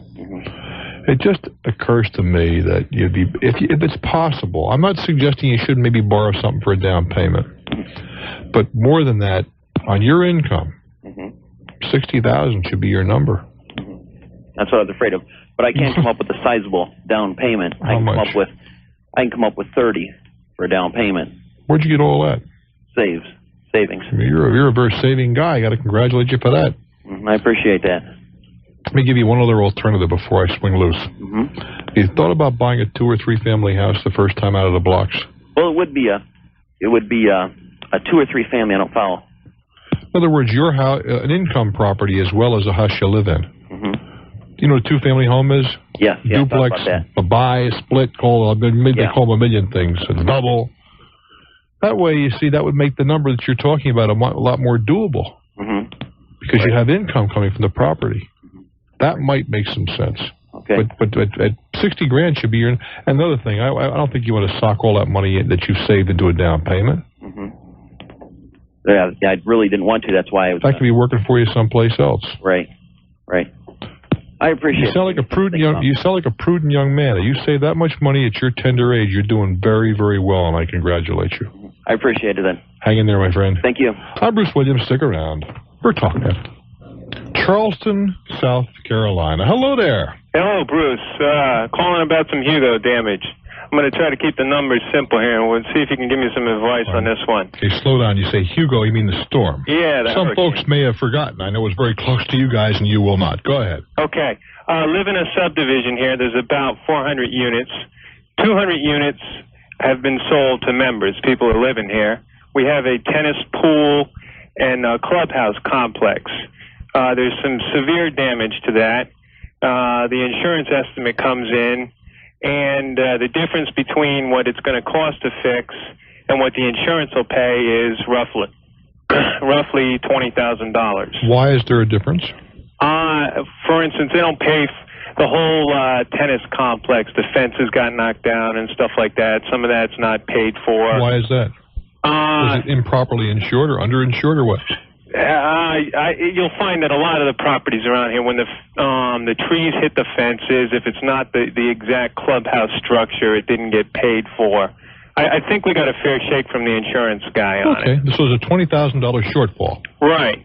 So we have one of our grand association meetings. It's a fairly new complex. Like I said, only half the units are sold. And the developer shows his whole spreadsheet for how we're going to make the repairs.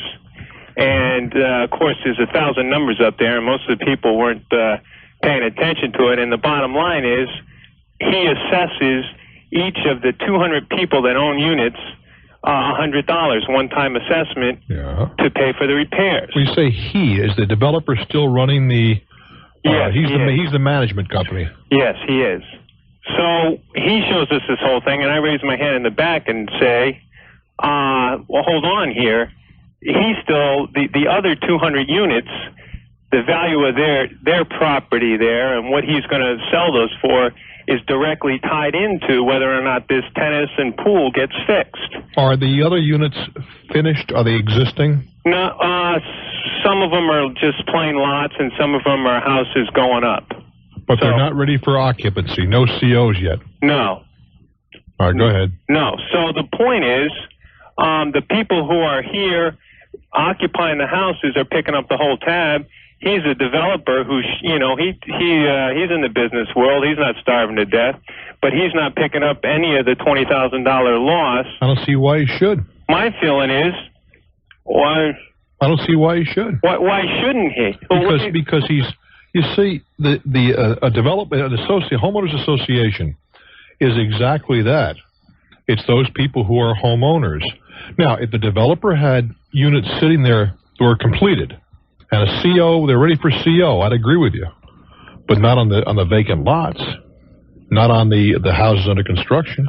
But the point is that those vacant lots are going to be an eventual user of that complex. That's right, but the operative term there is eventual.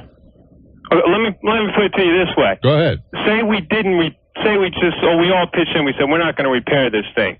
Then the value of my $100,000 house, somebody comes to look at it and says, well, I'm only going to give you $95,000 because you guys got a lousy pool complex. Where they may say, I'm not going to buy it at all because you have a lousy pool complex. Okay, and the same thing goes for that developer. Somebody comes and looks at his empty lot and says, well, I'm not going to pay you $50,000. I'm only going to pay you $45,000. Or they may not buy it at all. You're absolutely right. So in other words, he still owns the property that is eventually going to use that complex. But the operative term is eventual. Where you, I mean, I understand what you're telling me. Yeah. But if you look at the bylaws of that organization, I think you're going to find that it's those folks who are, usually the developer is the, what's the term I'm searching for? The majority member, because he owns everything. Yeah, it's exactly it. But that's not the case anymore. Well, we have a board. We have 5 members on a board. And he's got 3 of the 5 memberships. He still has 3? Yeah. We have two regular, homeowners, and he owns. He has the 3 seats. The other 3 seats. When's he give them up? When's the next seat become a homeowner? They have to. Geez, I don't know. He gave us some numbers. I think he has to sell about 70 or 75 more units, and then we take over the whole kit and caboodle. But I guess... what do the bylaws say? I think you need a lawyer to interpret them. Well, of course you do. They're written by a lawyer. They're written by a lawyer. Yeah, but so here's the interesting thing. This is exactly what I said. I made a motion at this meeting. I said, hey, let's get some legal research into this. But he owns the board, so why is he going to hire a lawyer to investigate himself? You're absolutely right, and that's the case until such time as you take over. There's some advantages in that too. Usually, yeah. So your fees are going to go up when he bails out. My fees are going to go up. You betcha. Why? Because I'm sure he's eating a number of the expense items. It usually is the case in a condo development. Yeah. The developer eats a lot of the expense until such time as he turns it over to you guys, and then you eat it all. Yeah. So you don't think that's open to a legal interpretation at all over whether... I doubt it very seriously. Okay. I mean, I see precisely what you're saying, but I think you're going to find that the bylaws that were written allows them to do exactly what they're describing, what they're doing to you. Okay. All right. As soon as when you guys take over, I'd be almost willing to bet you. What are you paying a month now for your common charges? We pay $100 a quarter. So yeah, $400 a year, and he wants to put on another $100 on top of that. I think you're going to see them go up, baby. Yeah. That's pretty cheap. Well, we're in Charleston here. It's not $100 a quarter. I don't care where you are. It's cheap. Yeah. It really is. But I'll bet you they go up. Okay. I bet you they go up at least double. All right. But listen, keep fighting. And I tell you what, why don't you angle for that next seat? No, I'm serious. You're laughing. I'm serious. You're a guy who's interested. You're willing to stick your neck out. You're willing to put your hand up. Go for the seat. Yeah. Except I'm a Navy guy, so I'm at sea half my life. Well, I can't keep track of all these guys. Well, that's a whole other problem. Then, are you married? Yeah, I'm married. In fact, I gave my wife's name for the other. There you go. Get your wife in there. Hang in there, sailor. All right, Bruce. Thanks a lot. Take it easy. I shall. Bye. Fort Collins, Colorado. Hello there. Hi. Hi. How are you? I'm well. Great. I have a question for you. You have to speak up just a little, dear. Oh, sure. Is that better? Oh, man, you're coming in 5 square. Good. I don't know. Have you ever heard of network marketing? There's a lot of, that sounds like a euphemism to me. Okay, well, they told me I can't mention any names. Is that a euphemism for multi-level marketing? Yes. Where you have down line. And up line. Yeah, that's multi-level marketing. Yes. Of course I've heard of it. Okay. I'm involved in it right now, and I've been involved for a few months, and I'm calling for 2 reasons. I've been pretty successful, not super successful at it, but somewhat, and... Well, you pulled the words out of my mouth. I was going to ask you, how you doing? Well, it's going pretty good. You're making money at it. Yeah. Okay. Are you selling product yourself? Yes. Selling products. I mean, that's the important thing as opposed to just recruiting other people. Well, we're involved in that too. I know that, but are you personally out there in the trenches selling product, and is it working? Yes. Okay. Yes. But I just wanted to get your opinion of it, and well, what do you think? What do you think of it? That's really the bottom line of. Well, I've said this many times on this microphone that if the emphasis, now that's the operative term here, if the emphasis is on recruiting, I think little of it. Because you run out of people to recruit very rapidly. 2 gets you 4, gets you 8, 16, 30, 64, and so forth, right? If the emphasis is on selling the merchandise, whatever it may be, whether it's household cleaning products, cosmetics, whatever, insurance, whatever it is, if the primary emphasis is on